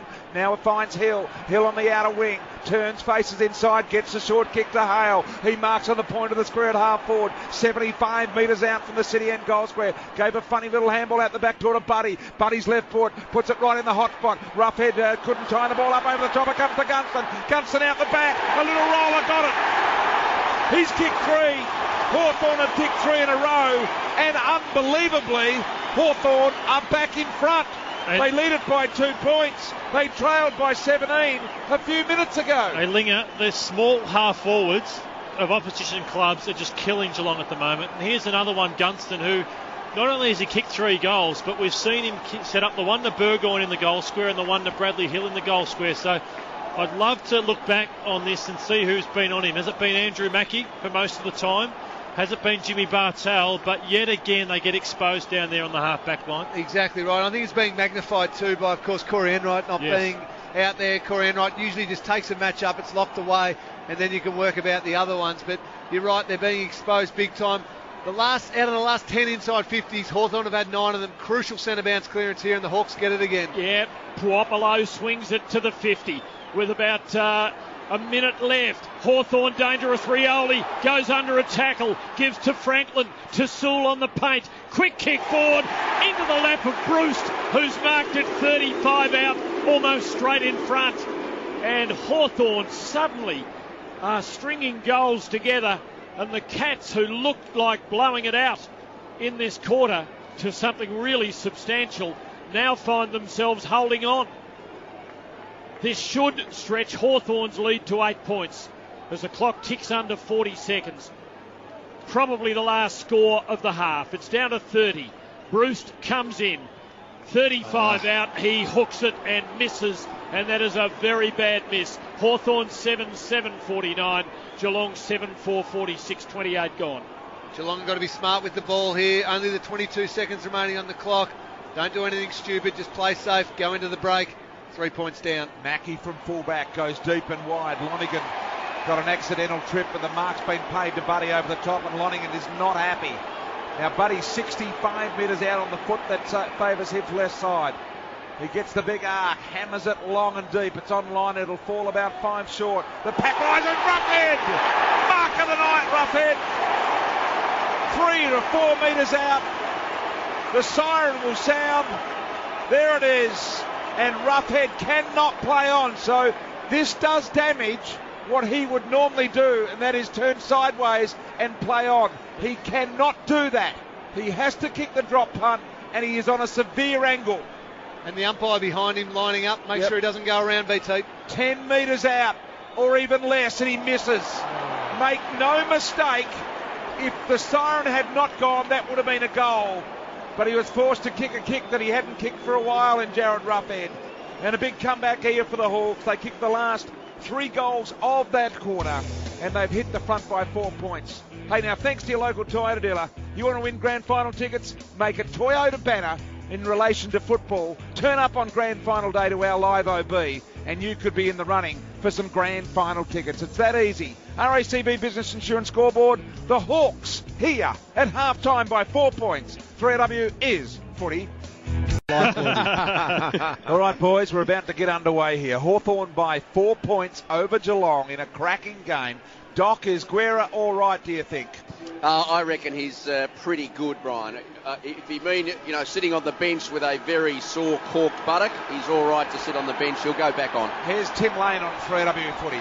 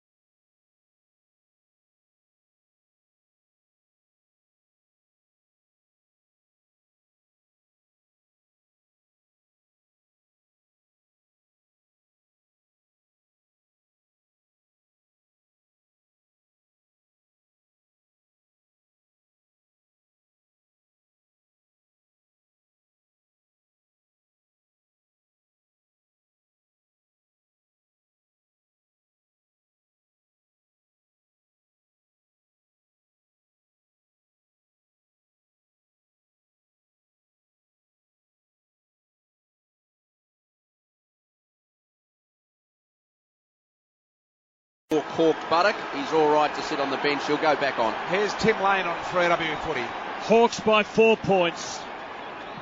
Of Geelong's 11 wins against Hawthorn in succession, 9 have been by 10 points or less. Hawthorn win the first clearance. Mitchell kicks to the 50, falls to Sewell at the front. He kicks to within 30 of goal. Gunston dangerous, has 3 already. Paddles, knocks it to Roughhead, but it slips away to the boundary, right forward pocket. You mentioned Gunston dangerous. He got Jimmy Bartell as the matchup, took him straight back to the goal square. He's really happy with that matchup, Deep. The voice of Cameron Ling on 3AW football. Premiership captain for the Cats. Knocked down here by Bailey. Went forward. Stokes shovels out the handball to Mackie brilliantly. Mackie relays another handball to Johnson. Took a little while to get rid of it. And then went a bit of a Hollywood handball to Guthrie. Put him right under the pump. Somehow he stepped past Rioli. And that's not easy to do, as everyone knows. The kick goes out wide. Stratton with the thump away to the boundary line. Motlop trying to keep it alive. He does. He took the risk. Threw it back into Barco. Sharp handball to Kelly. Kelly wants a long handball, but Hill had this picked off. Barco clever. Didn't take possession. Knew he would have been tackled. Eventually Hill was able to soccer out of Duncan's hands. The Cats living dangerously here at the moment, but they are having a crack. Johnson went and got it, was immediately tackled by about 3 Hawks. Hodge with a little handball out wide was nicely done to Birchall around the corner. Puopolo got a whack around the ear hole and will get a free kick on the wing on the northern side. And Liam Shields is with Stevie Johnson in this second half, so I'm not sure he can go with Stevie Johnson like Crowley did, but he needs to at least nullify him, not allow him to score a goal in this second half. Puopolo short to Birchall. Right on the wing. Members side of the ground. Takes his time and then kicks long towards the 50. Taylor there for Geelong, a reassuring sight. It falls to Stokes. Tackle Roughhead though. Prized it away from Murdoch. Bangs it to full forward. Selwood couldn't hang on to the mark. Guthrie cleans up just as it looked as though Rioli was going to spirit it away. A long clearing ball beyond the, well, it beat the, got a real aerodynamic lift there. Burgoyne's got it at the back. He gives to Gibson for Hawthorn across ground to Guerra, who's there, and he takes the mark at half back and chips it past to Bailey midfield. And Bailey, not known as a kicker, decides to handball back to Guerra. Guerra to Shields. Shields back to Guerra. Nice little kick by Guerra. Buddy presents. Takes the mark right on the wing. In front of Lonigan. Turns around. Spearing kick with real pace on it. Went straight to the boundary line and will throw it in. Hawthorn's punt road end. And at the moment they lead it by 4 points at 3AW Friday Night Football. And again, Hawthorn have come out well after the half-time break, winning some crucial contests. Just using the ball really well too. And they're having the entries. They're the ones looking dangerous. Throw in. Ball held into a pack. Cats defending hard here. Just wanting to prevent Hawthorn from breaking. There's a pack over the footy. And there'll be a ball up. What are the entries in the early minutes, Seb? Yeah, Tim, it's going Hawthorn's way, obviously. Entries 3-0. Umpire Margetts. Bailey reaching over Blitzarves, but it falls to Duncan. He just blazes blindly and Burgoyne marks between centre and half forward. It's coming back in for the 4th time. Burgoyne goes long and deep, top of the square. Hale, Hale, Hale. He's done that 3 times tonight. He's marked at the top of the goal square. He's 20 metres out on a very slight angle, is Hale. Well, you mentioned at BT that he's done it 3 times. Again, he loves that matchup deep. I think it was Alan Christensen who he's ended up there. It's definitely not his opponent, but ended up with and almost took an uncontested mark in the end. Yeah, Brian Lake protecting his back a little bit as well. Here is Hale directly in front, and look at this.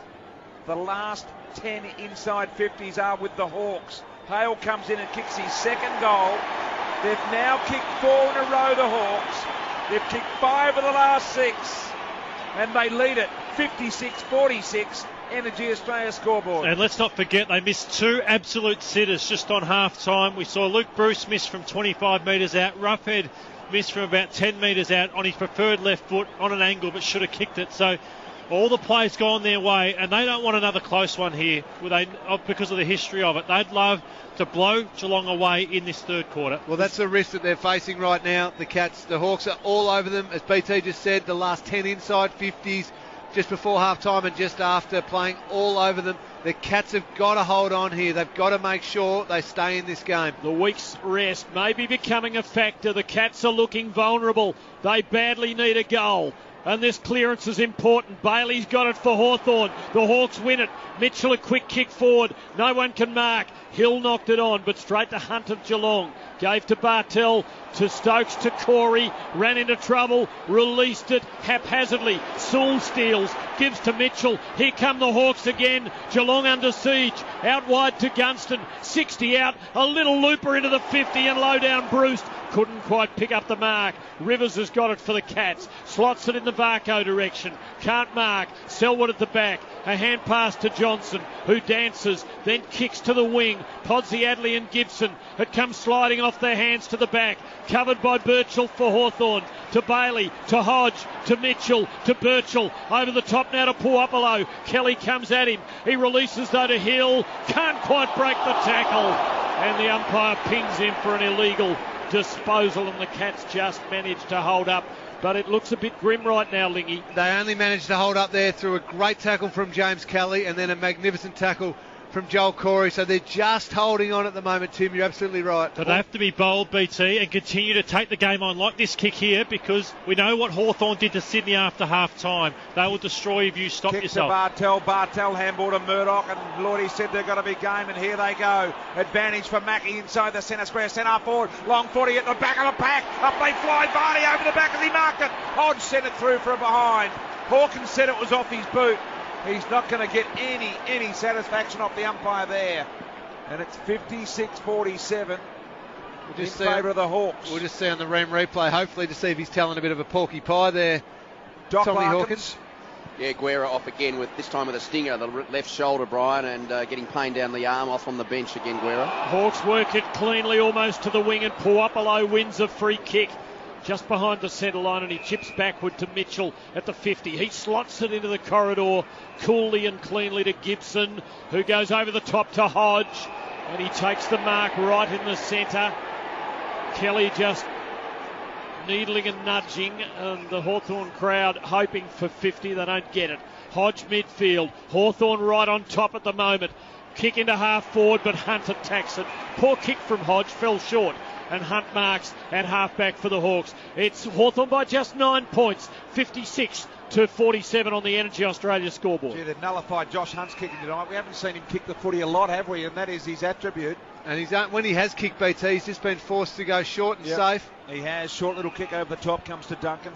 Talk about short and safe, two of those in succession. Now Duncan on the wing. On the northern side, heading to the city end.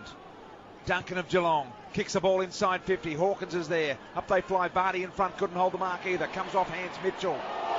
Tackled immediately. Umpire calls play on Motlop was the tackler. No success. Vardy went in there. Went without success, but he keeps the ball alive. Soccer off the ground. Comes back towards Taylor. Taylor through traffic. Had to get rid of the footy. He was pinned in the tackle. Rough head knocked one between his legs. It was quite brilliant. Although Murdoch was on the end. They're under pressure here. The Cats are in real danger of turning it over in open territory. Look at the numbers that Hawthorn have got around the footy here. Got away with it, and BT. A free kick will go to Geelong. They did indeed, Lingy. Free to the Cats midfield. Jared Rivers. Brent Guerra's gone down to the rooms. We'll get to Doc Larkins in a moment. Guerra short. Kelly takes the mark. Forward of the centre. Geelong needing a goal just to give themselves a sniff of it again. Long ball towards full forward, chopped off by Brian Lake. With that acute judgment, he marks in the last line. Doc Larkins, what have you got for us on Guerra? For Kasha, as the kick's chopped off though, and the Cats will come again. Stokes has got targets everywhere, and one of them is Stevie J, who takes the mark 30 out, as good as straight in front. Now we'll just hold it because you never know what he'll do, and we'll get to you, Doc, straight after the kick. Now, 99 players out of 100 would go back, line it up, come in on a straight line and kick a goal. Johnson's likely to do a somersault. Pike with double twist and then kick it over his head. No, he comes in on the straight line and he kicks his fourth goal of the night, and he fans the embers for Geelong. Margin back to 3 points. Hawthorn 8-8, Geelong 8-5. Energy Australia scoreboard. Doc Larkins for Kasha. No, you covered it, Tim. It was just Guerra gone down the rooms. That's what I was... I thought of Rodney Eade then with that kick, because I think he's ripped out every piece of hair he had coaching Brian Lake. It was a big grab. Brian Lake, you expect him just to hit a Hawthorn player, yet it was a turnover. Just not enough depth on that kick, and that's something where, Seb, the turnover goals give you a little bit of time if you got them, because they've made a few errors out of defence, the Hawks. Yeah, we know the Cats are the number one team for scoring from turnovers. They've kicked 4 goals 5 of their 8 goals 5 tonight from turnovers. Back in the middle of the ground, umpire Margetts, Mr. Officious, bangs it on the turf. Out of the middle again, the clearance for Stevie J. Playing a great game, having kicked 4. He's got this deep into attack. Handball was smothered. Christensen was the handballer. Now a little tap along the ground by Mitchell was clever to Rioli. Rioli back on his feet like a jack in the box. Got the handball off to Burgoyne. Burgoyne to Birchall. Birchall a short footy out wide to Isaac Smith. The long striding Isaac Smith wasn't able to long stride. Well played. He gives it to Birchall. He streams off half back. Long handball over the top to Hale. Inside the centre square on the wing. Back to Birchall. Now to half forward. Beautiful presentation by Piopolo, who took the mark. He wants to move it quickly. Birchall for the 3rd time in a row can keep going on his left. He decides a little chip kick over the top to Bruce. And Birchall, what a wonderful play. A triple play. And now Bruce will line up from 45 metres out on a slight angle. Well done, Grant Birchall. You called it perfectly then, BT. The Hawks were hemmed in well. Geelong had them covered. Just was able to break the line and then linked up 3 times, and now they've got a shot at goal. He comes to the bench exhausted, but a terrific series of plays by Grant Birchall. Brust lines up. This will really test his distance here. He'll have to kick it from right on 50. Punt road end.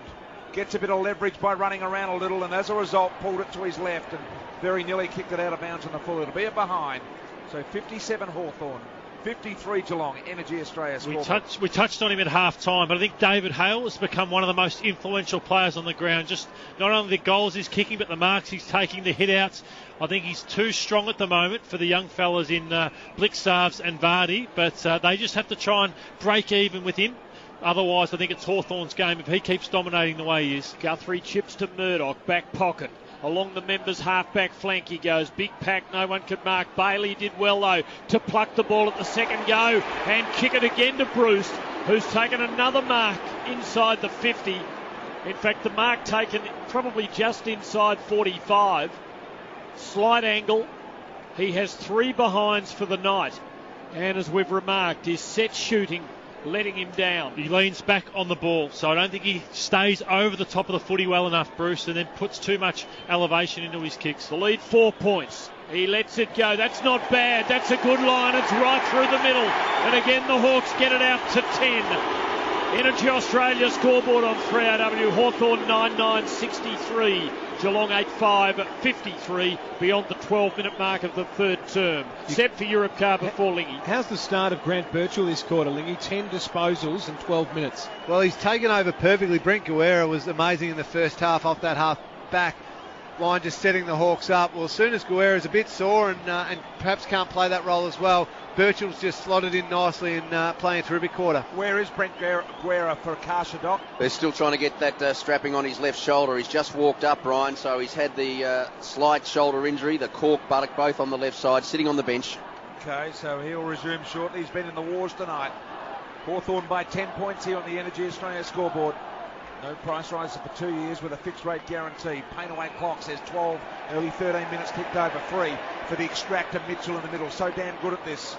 Mitchell now with a lightning low bullet pass to Hill on the lead.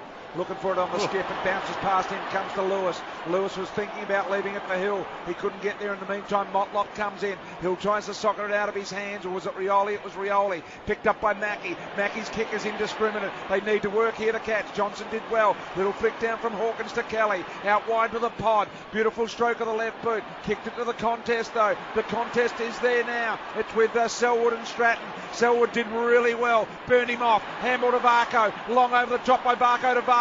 Vardy 40 out, wants to get back on the right boot, sent the kick inside, and Bartel a stretching mark directly in front, 40 metres out. And how many times have we seen Jimmy Bartel kick goals like this in grand finals from around 45? Lingy, he's done this for the Cats so many times, and every time Hawthorn get out to this 10-point lead, Geelong seem to find an answer. They do it in a scrappy way, though, don't they, the Cats? They're really having to battle for their goals. Hawks certainly a lot more efficient, but if the Cats can just keep staying in the game. Sub, we believe. We think Josh Hunter's out of the game. We'll go to Doc in a moment as Bartel lines up. 45 metres out directly in front of the city end. Kick on the way is a goal. Geelong have got the one they needed against the flow of play here. 9-5-59 to Hawthorn, 9-9-63. Energy Australia scoreboard. Doc, is there a sub? Yeah, as you said, Josh Hunt is red vested. Josh Caddy already on the ground about 20 seconds ago during that line-up. So is that an injury? Do you think? No concern. I've seen no treatment. He was having a little bit of work on his hamstring massage-wise, but he's had no ice, no bandage, and it may just be a changeover matchup. So what do you make of that, Lingy?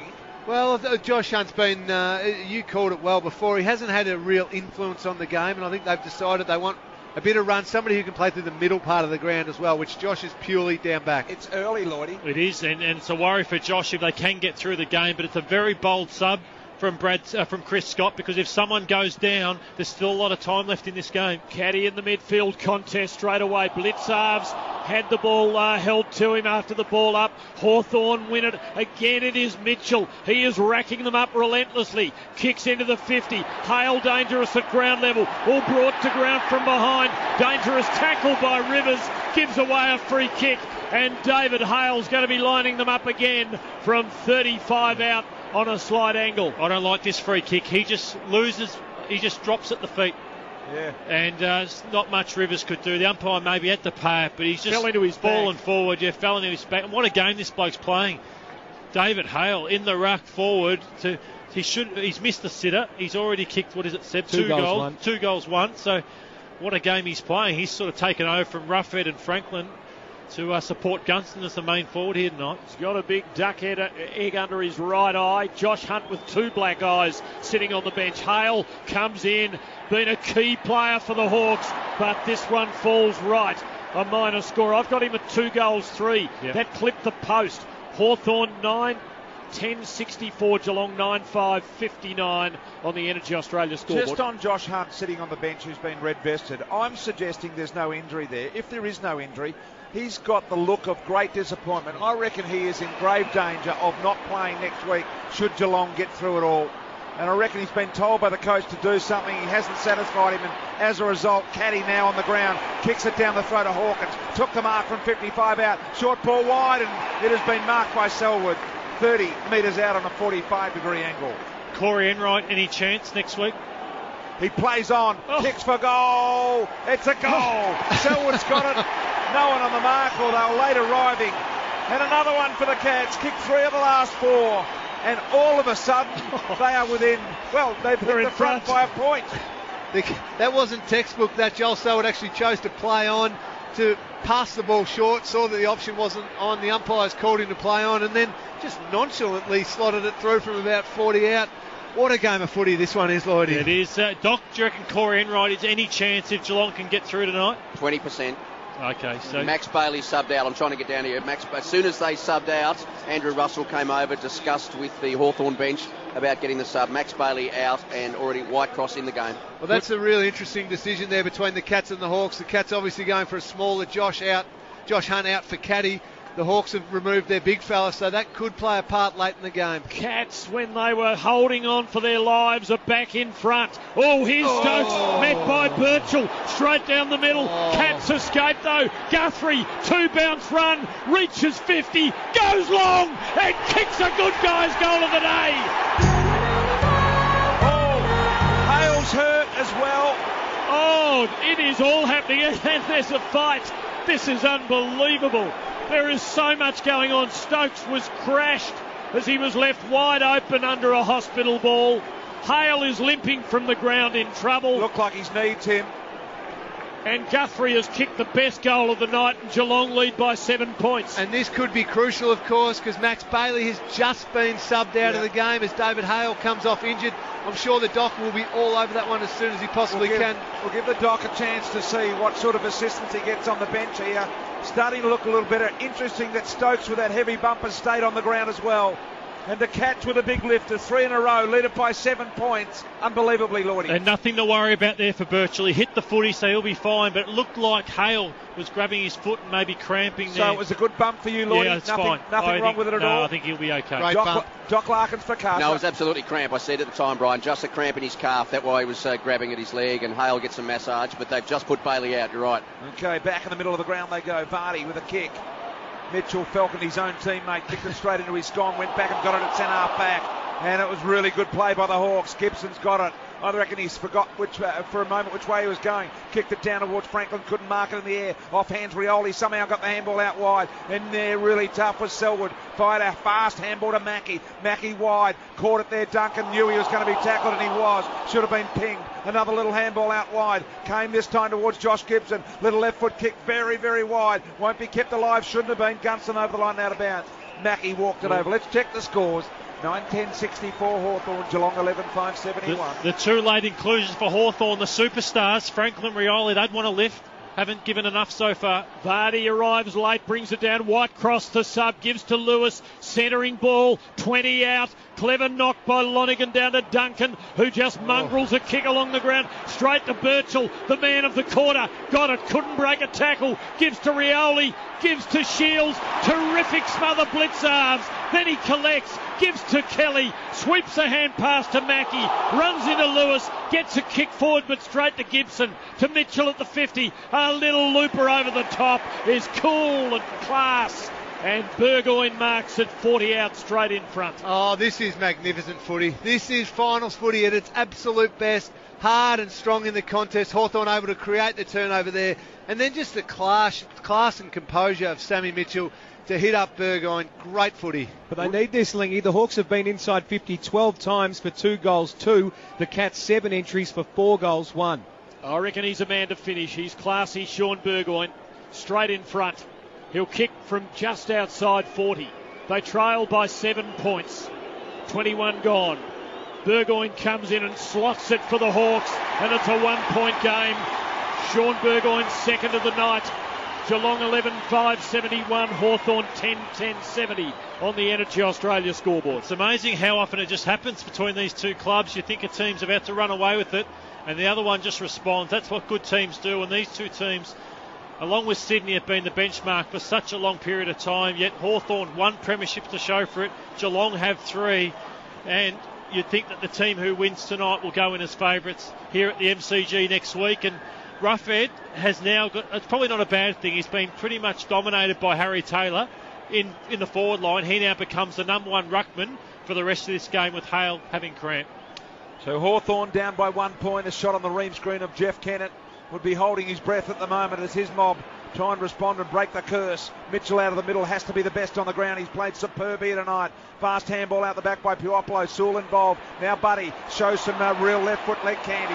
But then he got smothered on the second attempt to go inside. It was Stevie J who's done some wonderful things here tonight. Another handball by Sewell around the corner to Gunston. Gunston with it around the corner. Kick. Up by Rioli. He's paid the mark. No, he hasn't. Yes, they've called play on, BT. They've called play on. Why is it called play on? Because he chose to handball, though he didn't know he had taken the mark. Until the whistle had blown. In the meantime, the mark's been taken by Caddy. Gives it off to Motlop. Motlop streaming down the ground. Ponzi Adley. Left foot banana to goal, missed. Had to give it over the top to Hawkins. In the square by himself. No go. And so Geelong 72, Hawthorn 70. Energy Australia scoreboard. Probably poetic justice. Rioli hard done by. Didn't know the mark had been paid. Shot out a hand pass. So the umpire, having paid the mark, called play on. Vardy has taken a soaring mark off the kick in. He's 65 out from goal. And a game which was just producing the most fantastic contest has risen another notch. Kick from Vardy towards Varco. Can't mark. Good Shepherd caddy. Varco to Motlop, who slots the goal from the right forward pocket. It's hit the post. Oh! Hawthorn players are saying it's hit the post. Conference. Guerra is adamant it skimmed the post. Umpire Nichols meets the goal umpire. And score review, please. Umpire's call is a goal. We want to check if the ball hit the post. So the replay will have to show definitively that it hit the post. And at least on those there is a chance of something definite. And we're seeing the maze of replays right now, and on the best of them, it's not clear, but it will get in tighter. We'll drill down. There's got to be better angles than that, we hope, Tim. Nice close one from the goal line. You wouldn't want a good angle, Lingy. Oh, no, that's true. You want the worst angle possible. And the spin usually you see the ball change direction with these, whereas this one doesn't look to take any different direction. So on what I've seen, I reckon this will be held as a goal, stay as a goal. Guerra asked the goal umpire, what was your call? The goal umpire said, my call was a goal. The deliberation goes on. It's all clear, it is a goal. And again, the Cats get it out to a kick and a bit. 12-6-78. Hawthorn 10-10-70. 24 and a half gone. 3 minutes 39 left on the paint away countdown clock.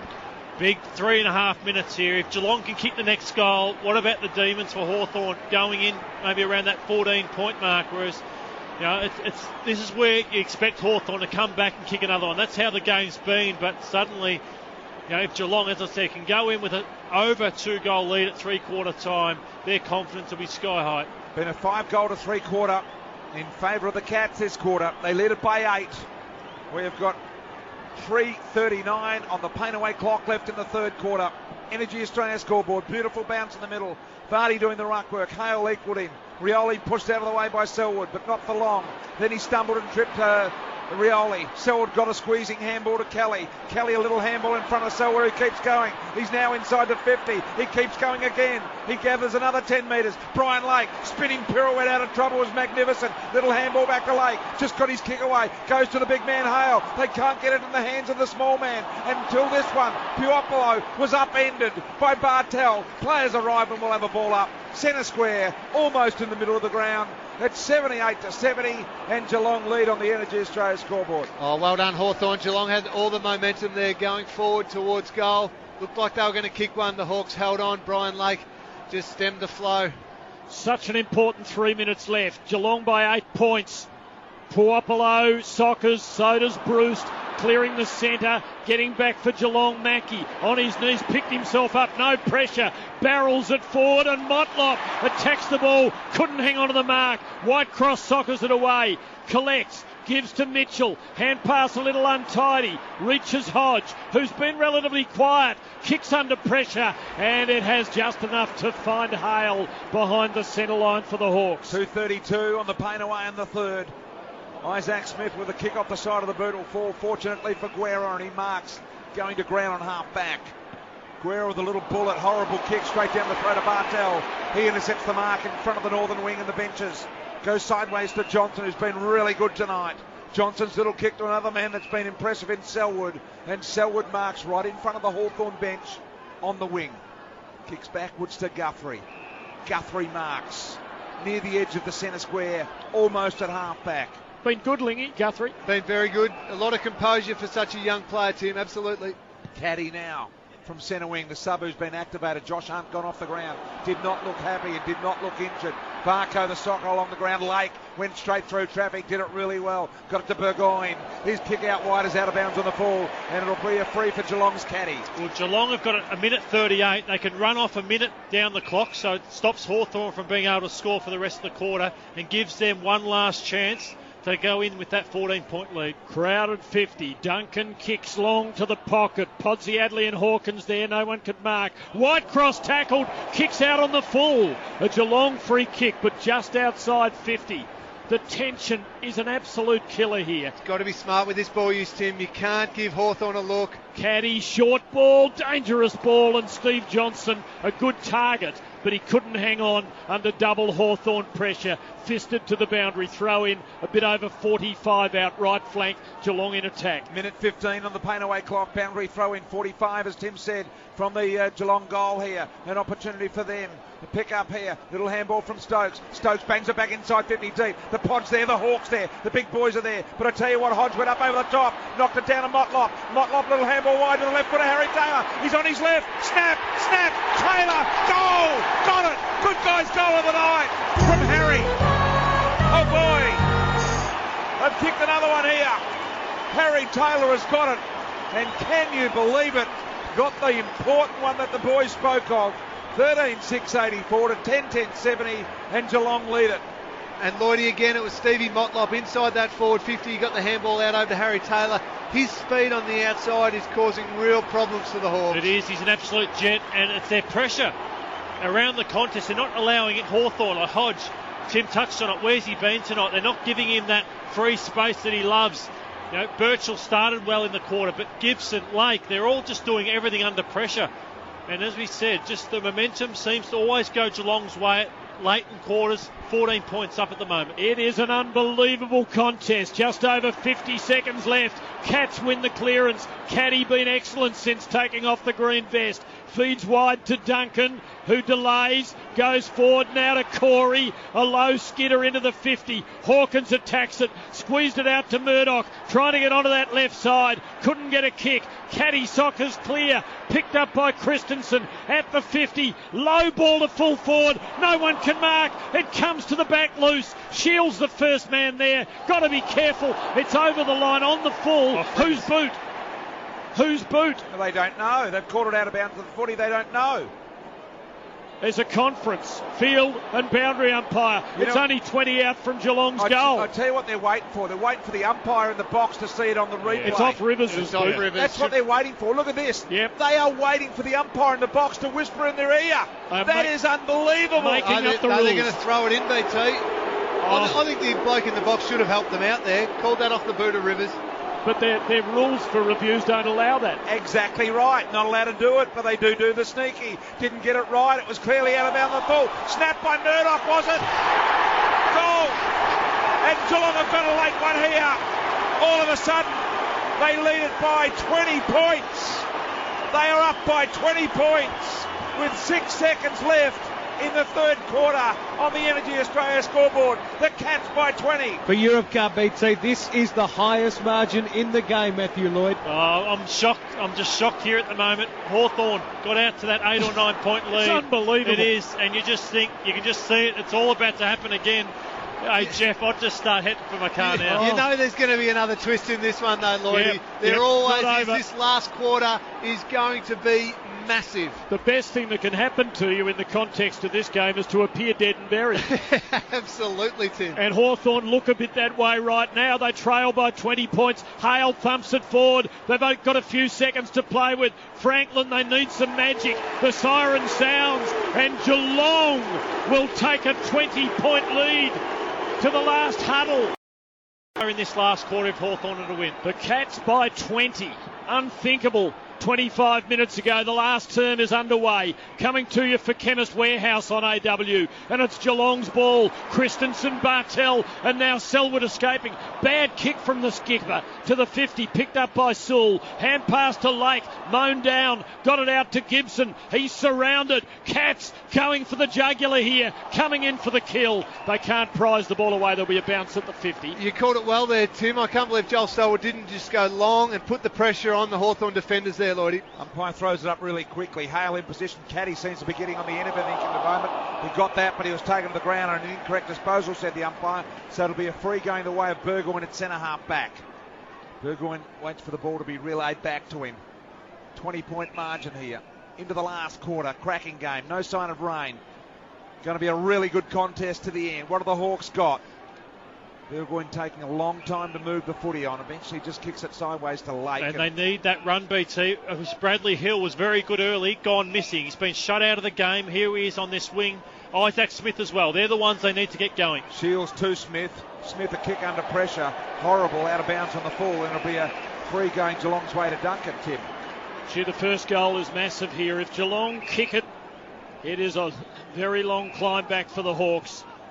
If the Hawks kick it, they will have steam in the nostrils, and it'll be the Cats feeling the hot breath on the back of the neck. Duncan's able to play on, have a bounce, kick long in the Hawkins direction. Plenty up, plenty down for Geelong. Christensen breaks. He has a go from the angle, but it's always near side, and it's out on the full.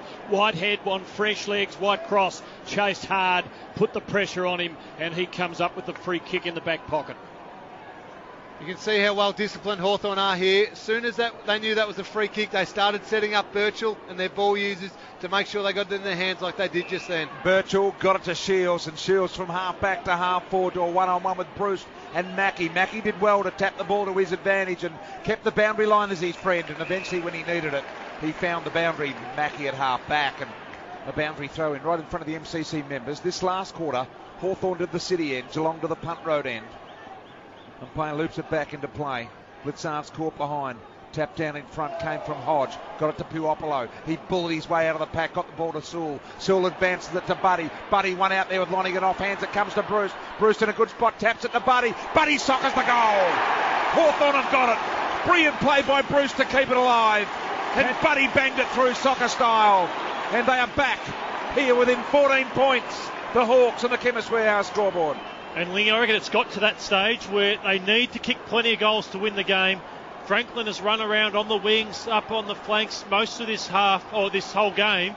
Just send him back there. Let's see if he can spook Tom Lonigan out of this game and kick 4 or 5 goals in a quarter, because they may need it. Yeah, you're right, Lloydie. There could be no worse feeling, I'm sure, for a defender when that ball comes in fast to an open forward 50 and you're one out with Buddy Franklin. So it may lead to the fact that they just start grabbing at his jumper a little bit, panicking, giving away free kicks. They've got to kick a score to win it. They've got to back themselves in. It was a scrounger's goal from Buddy. His first real mark on the game. The margin, though, back to 14 points. Now they're actually having a look at this. They're reviewing it. The Cat defenders were making the claim, and the goal umpire ignored them and waved the flags. So the goal has actually been waved. So this is obviously a review, Tim, that's come from upstairs as opposed to the umpires on the ground. And it's hit his flag. Did it hit the flag? It did hit the flag, but does that mean, though, it's still a goal? Well, it's an interesting one. Margin 14 points, and the Hawks are well and truly alive here. Well, if that did hit the flag, is the flag part of the post? I would have thought it would have been. That's a very good question. I would have thought it would have been. But anyway, it's back in the middle, and that'll be a controversial one either way. Hawks back within 14. Big clearance coming up here now. Hale doing the ruck work.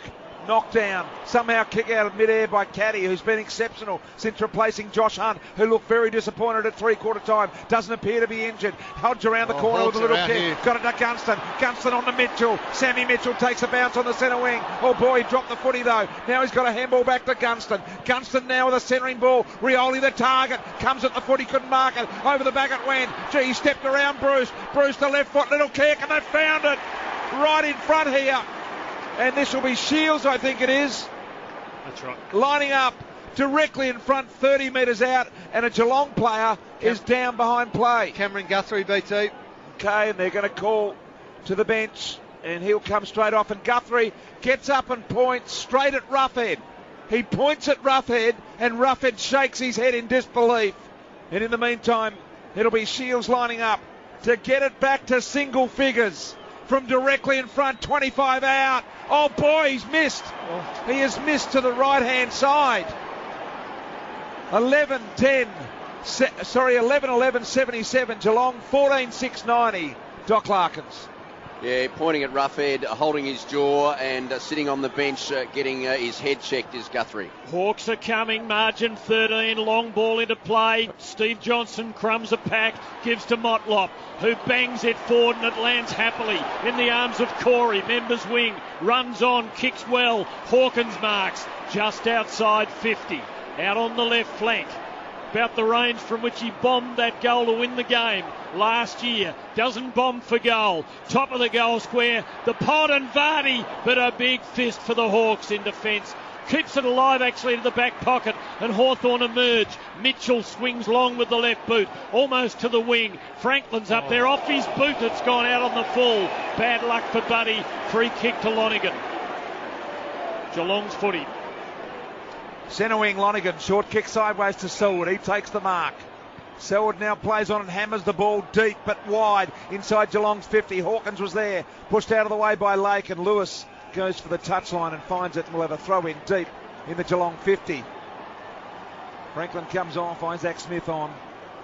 Scores 90-77. Geelong's way, boundary throw in the Geelong forward end of the ground. Caddy there. Working for the footy. Hawthorn players everywhere. Stratton, little handball out the back, dangerous to Johnson, who does a 720 double pirouette out of trouble and then back into trouble. And we'll have another ball up in the pocket. No, he won't. Stratton got rid of it. Did he dispose of it legally? And eventually a little sock on the ground. Gets it out of the danger zone for the Hawks. And we'll have another boundary thrown at half forward for Geelong. Incredible pressure. 7.5 gone. Geelong by 13 points. Just saw the replay of Roughhead there, on Guthrie, and he just simply blocked him, nothing else. Turned his back on him, actually. Geelong soccer kick into the 50. Kelly, good smother on a Stratton hand pass. Caddy's got it, wriggles clear, snaps a goal. And again the Cats have breathing space. Josh Caddy, super sub, has been brilliant. And the margin, 19 points. Geelong 15-6-96. Hawthorn 11-11-77.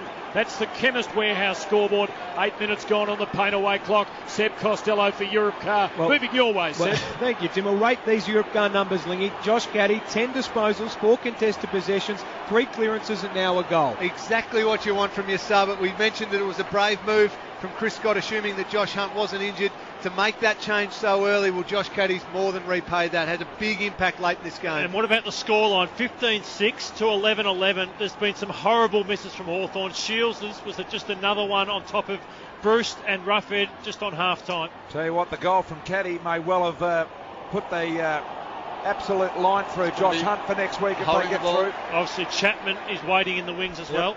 So free kick in the middle will go to Burgoyne. Burgoyne has got the footy. Goes with a barrel that he didn't really get onto, but it's a wobbler inside 50, hard to mark. Mackie eventually did, but had to take a couple of bites at it. Little chip kick by Mackie finds Stevie J at true centre half back, Tim. He wanted to go because he had a good call from Blitzarves, but he just wasn't going to be able to load up on the kick. He goes wide now for Taylor, who's always a good choice, and he takes the mark between half-back and wing beyond the 9-minute mark. The Hawks with a lot of work to do. They won 19 and lost just 3 for the year. Top team most of the season. Long ball. In fact, falls a bit short on a steep arc as it dropped. Lake Marks winces, looks uncomfortable, gives to Birchall, now to Stratton. Dabbing ball into midfield, awkward half volley for Shields. Got a hand pass to Mitchell, just got rid of the tackle now. Onto his left side, sprays the kick wide for Guerra to collect on the bounce. Barco corrals him.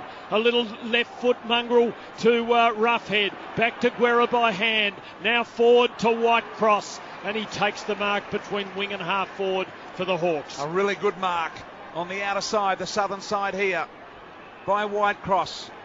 Taking plenty of time to move the footy. Eventually does. Kicks the long ball inside 50. The pack forms, up they fly. Too easy for Geelong to punch to the boundary line there. Too close.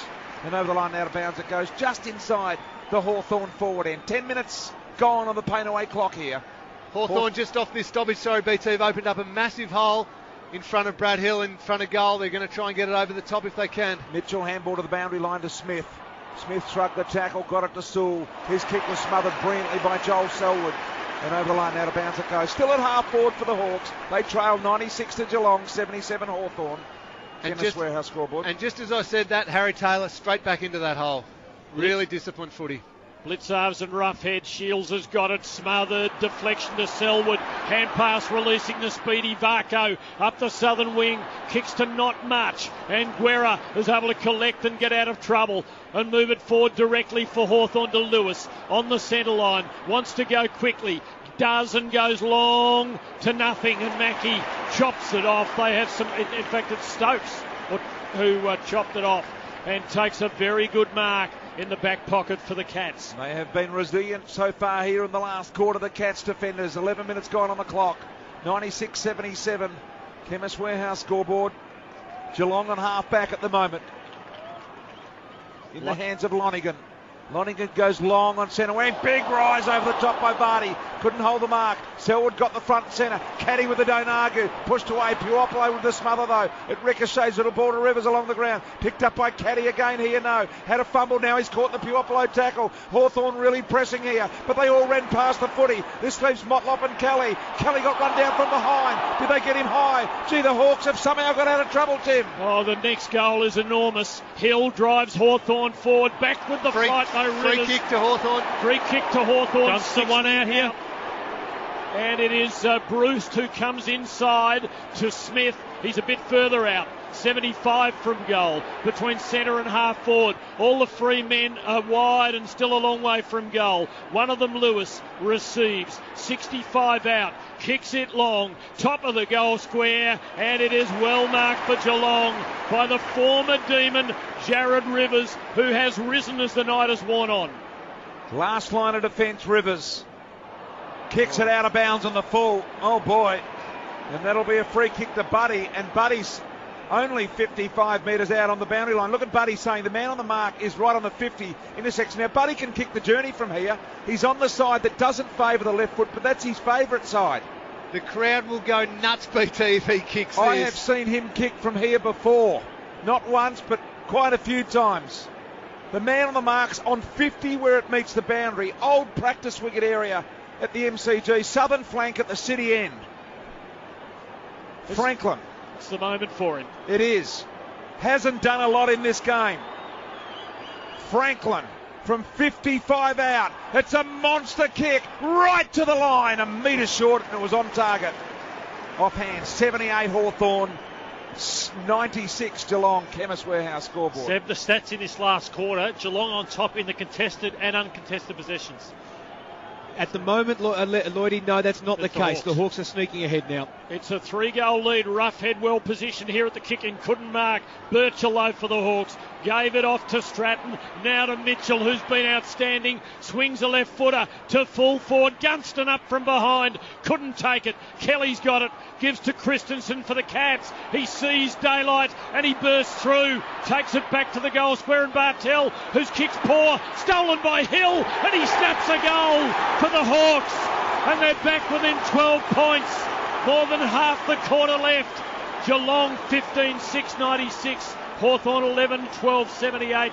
Chemist Warehouse scoreboard. An uncharacteristically poor kick from Bartel. Yeah, you're right, Tim, and it shows how big this game is, how the pressure is in this last quarter. Jimmy Bartel, one of the most composed players in the AFL there, just needed to feel the heat and probably rush that one through. That's the one where if you're under that sort of pressure, you can rush it through. They get control of the ball, they get a kick in. Instead, he kicks it under pressure and Bradley Hill kicks the goal, BT. Doc for Kasha. Yeah, Whitecross cannot run, cannot chase, Brian. I've been watching him for the last 2 minutes down the race. Probably it's a right leg injury, maybe a cork on Whitecross off the ground. He was the sub that came on, of course, as Bailey went off back in the middle. They're within 12 points, 2 straight kicks for the Hawks. What can they do out of the middle? Gee, Blitzar's got taken high, should have got a free and he did. So Blitzar's with the free in the middle of the ground for Geelong. Kicking to the punt road end here, the Cats. It's been a 2-goal to 1 quarter in favour of the Hawks.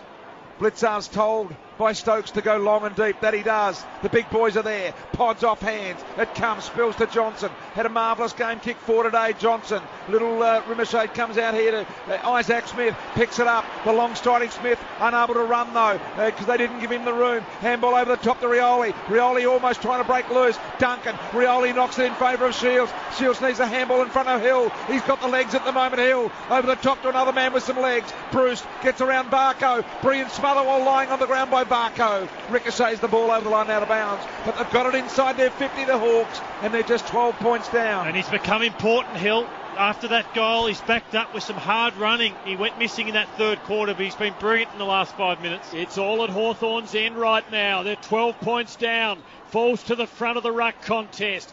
Cats in numbers, looking to tie it up. Kelly in a tug of war with Sewell.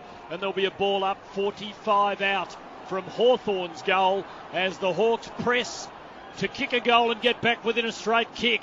Knocked by Hodge out towards the boundary for a throw-in.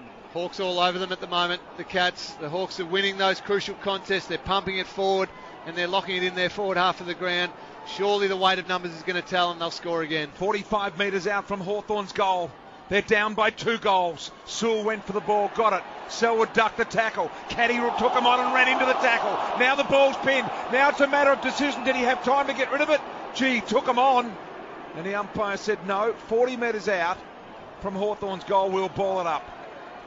Umpire quickly does that. Cyril. With Narva. Over the back, Hodge to Cyril. Goal! No, he's missed. Oh. Cyril misses an easy one by his standards. And it's down to 11 points in favour of Hawthorn.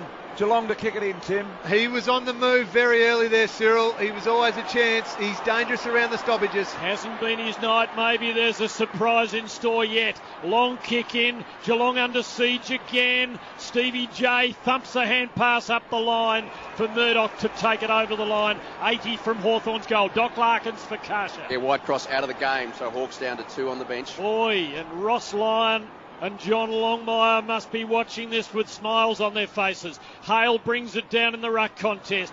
Geelong's ball though. Corey fumbled it towards Selwood. He fumbled it to himself. He's brought down by Sewell but taken high. And the Hawthorn fans hate it.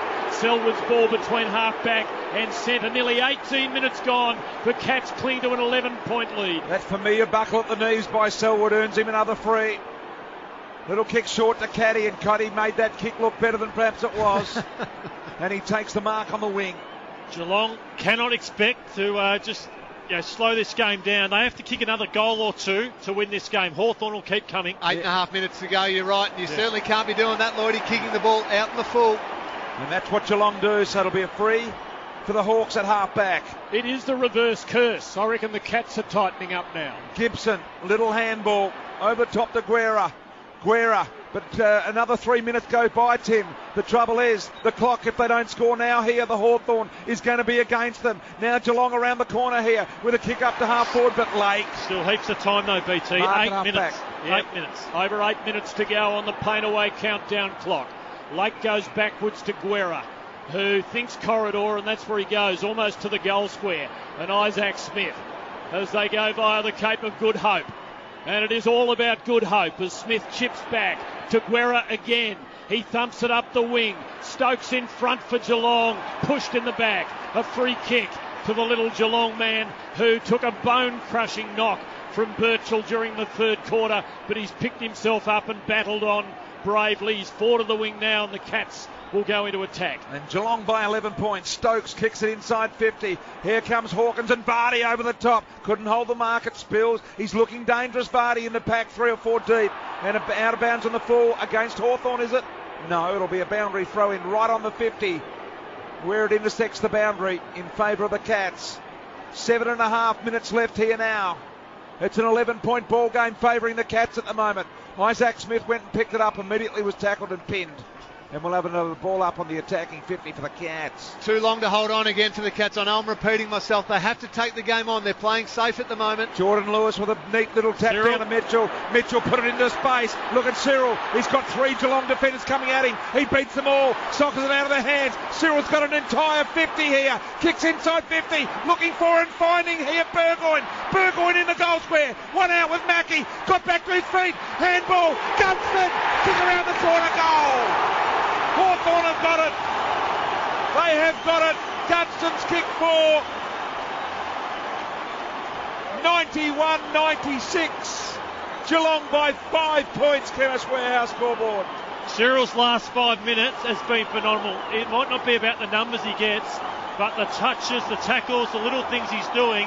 He's blowing hard at the moment. I don't think he's as fit as he'd like to be due to the footy he's missed, but it's game breakers like Cyril that can turn the game on its head, and he's been pretty important. You're right, Lloydie, but too safe by the Cats. Each time they get the footy, they're going back behind the mark.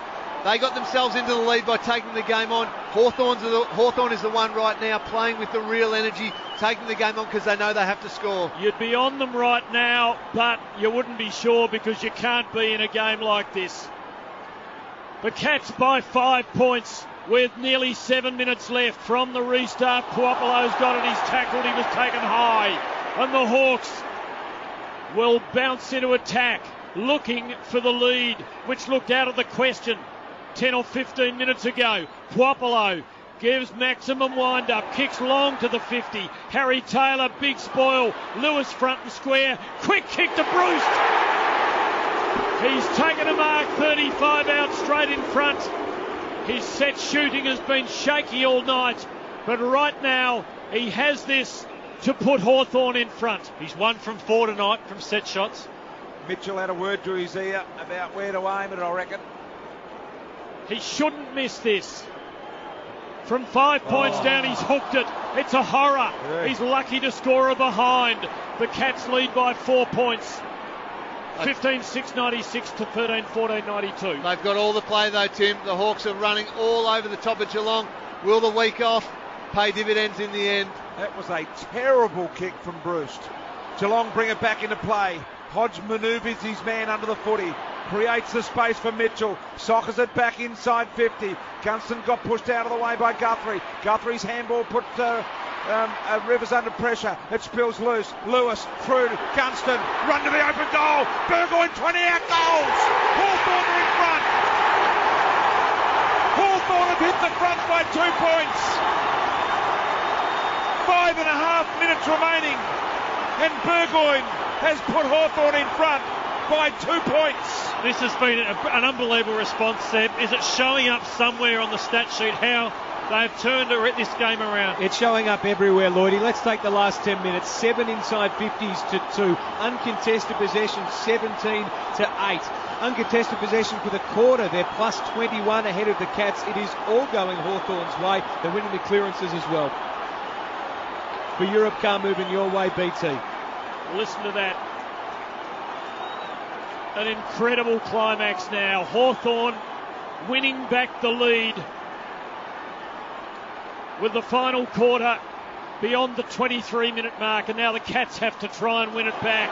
Vardy a clean tap, but he knocked it Hawthorn's way and straight to Mitchell. Gives to Lewis. Hawks looking for a buffer in the Franklin direction. Can't mark. Fall of the ball, Bruce fell over. Rioli arrives, tried a little nudge off the ground, didn't come clear. Brown and gold everywhere, soccered by Buddy. Wrong side of the goal post. Minor score, Geelong's ball.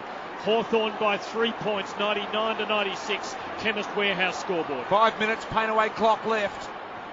The Cats go straight down the middle with a Bartel torpedo that didn't really work, but it worked for Harry Taylor. Little kick out, he really should have gone the handball to Stokes, and now Hale pushes his man out of the way. Blitzard did really well, but the numbers with the Cats, trying to burst through with Corey. Was he taken forward in the tackle? Brad Sewell's all over him. Hale's been enormous tonight. Another crucial contest there. Been brilliant. Gee, I reckon the Cats are just about out on their foot. I suppose everyone is, but they had a 3-on-1 potential there, and they just couldn't seize it from the ball up. It's a Hawthorn ball. Bruce to Smith. Roost it long to the 50. Rough head up. Taylor with him. Belts it away, but straight to Sewell. A hand pass forward to Gunston. Squeezes it out to Smith. Pumps it into the 50 and Burgoyne. A little nudge to Hill. 45 out. Goes Goldwood. Hooks it. It's another behind. It is all Hawthorn, but they haven't been able to finish it. They lead by 4 points. 25 minutes gone, 4 minutes 22 left. That was a nervous kick from Hill. Back into play, so was that from full back. Comes to the Cats. Stokes' kick is smothered by Hawthorn inside their 50. He recovered the foot. He got the handball to Duncan. Duncan needs to be positive. Pot on the mark. Couldn't mark it on the chest. The handball sideways. Spills to Murdoch. He couldn't pick it up. Hodge went there. Boy, they took Hodge's foot. The umpire said play on. Mitchell is attacked. Ball pinned to him. It spills out loose. Corey's got it. He was partially dacked. Little kick off the ground. Comes from Stokes. Back of the pack is Sewell. Little kick wide. Here they go, the Hawks. Gunston is marked. And what a game he's played, BT. 4 goals for Gunston and done so much around the ground as well. The Hawks are getting loose, and the man loose is Hodge, who receives 70 metres out, left half forward flank. He places it to within 30, but it's a poor kick. He hasn't had a great night. Duncan chops it off between fullback and halfback. He unloads the big torp, but it falls short, and Stratton bravely stands his ground and takes the mark in the centre. It is all Hawthorn right now. Look at this, Selwood on the bench saying, someone get off, I've got to get on. No one will come for him. He's stranded on the bench. There's 3.25 minutes left, and they haven't got their best midfielder out there. As the Hawks go into slow play mode, they lead it by 4 points with exactly 3 minutes left in the game. Here they stream through with Birchall, 60 metres out, hammers a long ball to the square. Rough head at the back of the pack, hasn't looked like it tonight, Rough.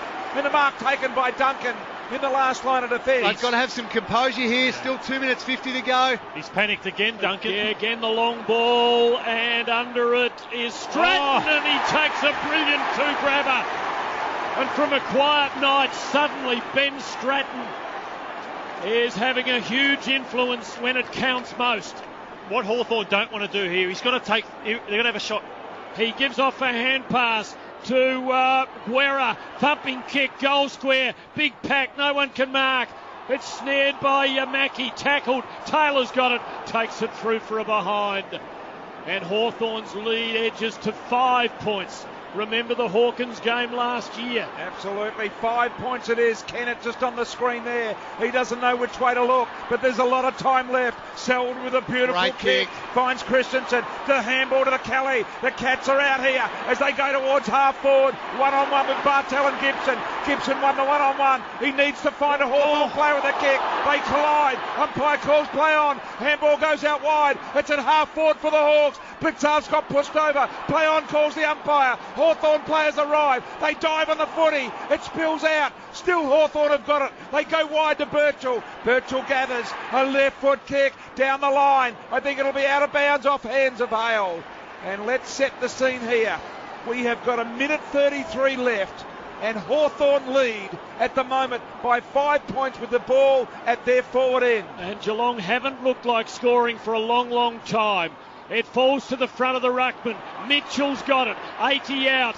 Couldn't see a target, so he gives to Sewell. Tackled, goes back towards Mitchell, who perhaps has been the hero among them all. He can't do the business here. Sewell back in for the Hawks. A hand pass to Puopolo, a neat sidestep. A hand pass forward to Gunston on the boundary, left pocket, across the goal face. Need a point. It has gone through from behind, and they lead by a straight kick. Well, they've ensured themselves of at least a draw, I reckon, Tim, with that point.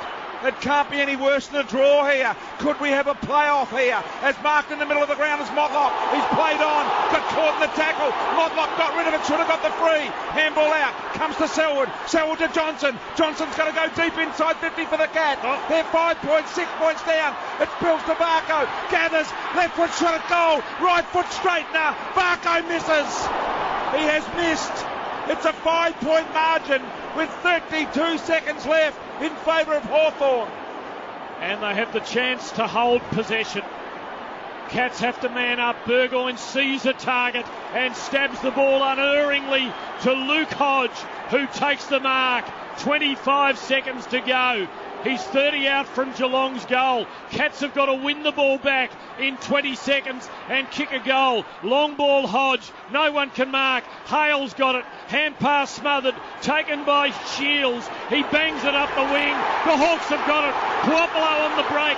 He has a man outside him. Roughhead feeds to him. Into the 50. Rioli takes the mark. 30 out. The curse has been killed at last. Rioli over the top to Buddy. Siren's gone. They haven't heard it.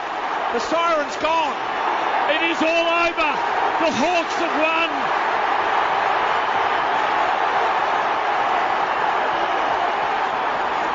Listen to that.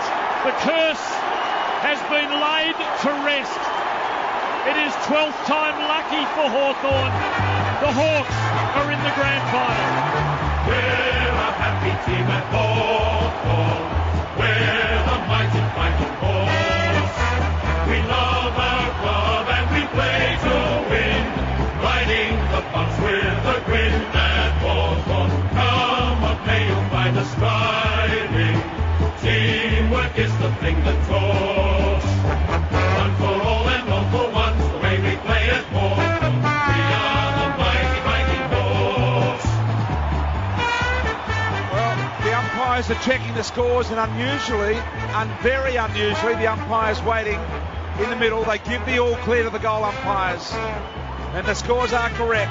Hawthorn have won by 5 points in a staggering comeback, 20 points down at three-quarter time.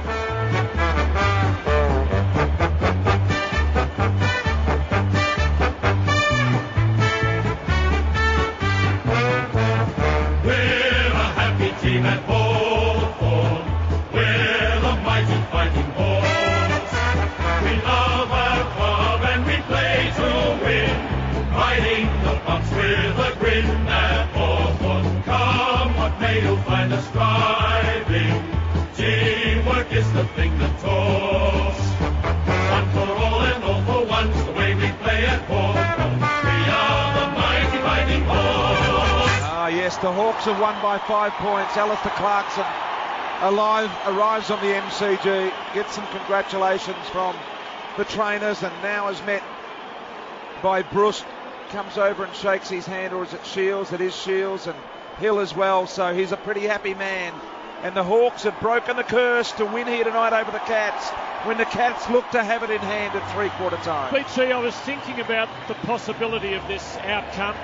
The Cats ought to be given a standing ovation as they leave the field, because these two teams have provided us with just so much drama and excitement over the last 5 or 6 years. It is like nothing else any of us have known in all our years of watching football, and it's come to the most amazing culmination tonight. Oh, it certainly has, Tim. Full credit to Hawthorn. They were simply amazing to come back there in that last quarter. You just felt like this rivalry and this history had that one more twist in it when Travis Barco had that shot for goal and was potentially going to send it into extra time. I was thinking, well, of course this game would go into extra time, but he just missed. The Hawks win it by 5 points. I'm just watching on the screen now, Matty Richardson on Channel 7 talking with Sam Mitchell. Gee, he was good tonight. 38 possessions, just an unbelievable game. So many Hawthorn players stood up when it really mattered. That last quarter they had all the momentum, they had all the entries, they kept on winning those really, really crucial contests. And credit to the Hawks, they're into a grand final. They've had that steely resolve all season to make up for what happened last year, of course dropping the grand final to the Swans. I'm sure they're going to make sure they rest up, recover well, because they're going to want to atone for last year's performance. Yeah, a lot of the players, Geelong players, getting around Travis Barco, very, very upset with himself. He missed a shot at the end of the game, but there was players who missed all night long, so he shouldn't think it's his fault with that miss that could have drawn them the game. But Sammy Mitchell, what a performance. 38 disposals. Sirioli's last quarter was phenomenal. I thought Bradley Hill, another youngster, was willing to run when a lot of Hawks were out on their feet, and the defence, Josh Gibson, late in the game, a crucial one-on-one that he won on the half-back flank, and then Mitch Duncan, 2 panic kicks late in the game also. So many big moments, and what a way for Hawthorn to break this duck that they've had against the Cats in a big preliminary final. And it had everything, Lloyd. He had goal reviews, it had everything happening this game, twists and turns, and one team looked like they were going to kick away and blow the game open. The other team came back. Of course, Geelong were in control at three-quarter time, we thought, but I don't know, it just felt like it always had that last little play to come, and the Hawks did it. They took their opportunities, they kicked their goals, and they're through to the grand final. As he's done all year, Alistair Clarkson grabs a little footy out of the middle, and very unusual for a coach to do this, but he's done it all year. He runs to the outer side, furthest position on the ground, southern wing, and presents it to some little kid. Signs it, personalises it, hands it over to him. Security on either side. Players gathering at the race, and the coach is the last man in. That's very unusual. There was a fantastic shot on Channel 7 shortly after the siren of a little kid decked in his Hawthorn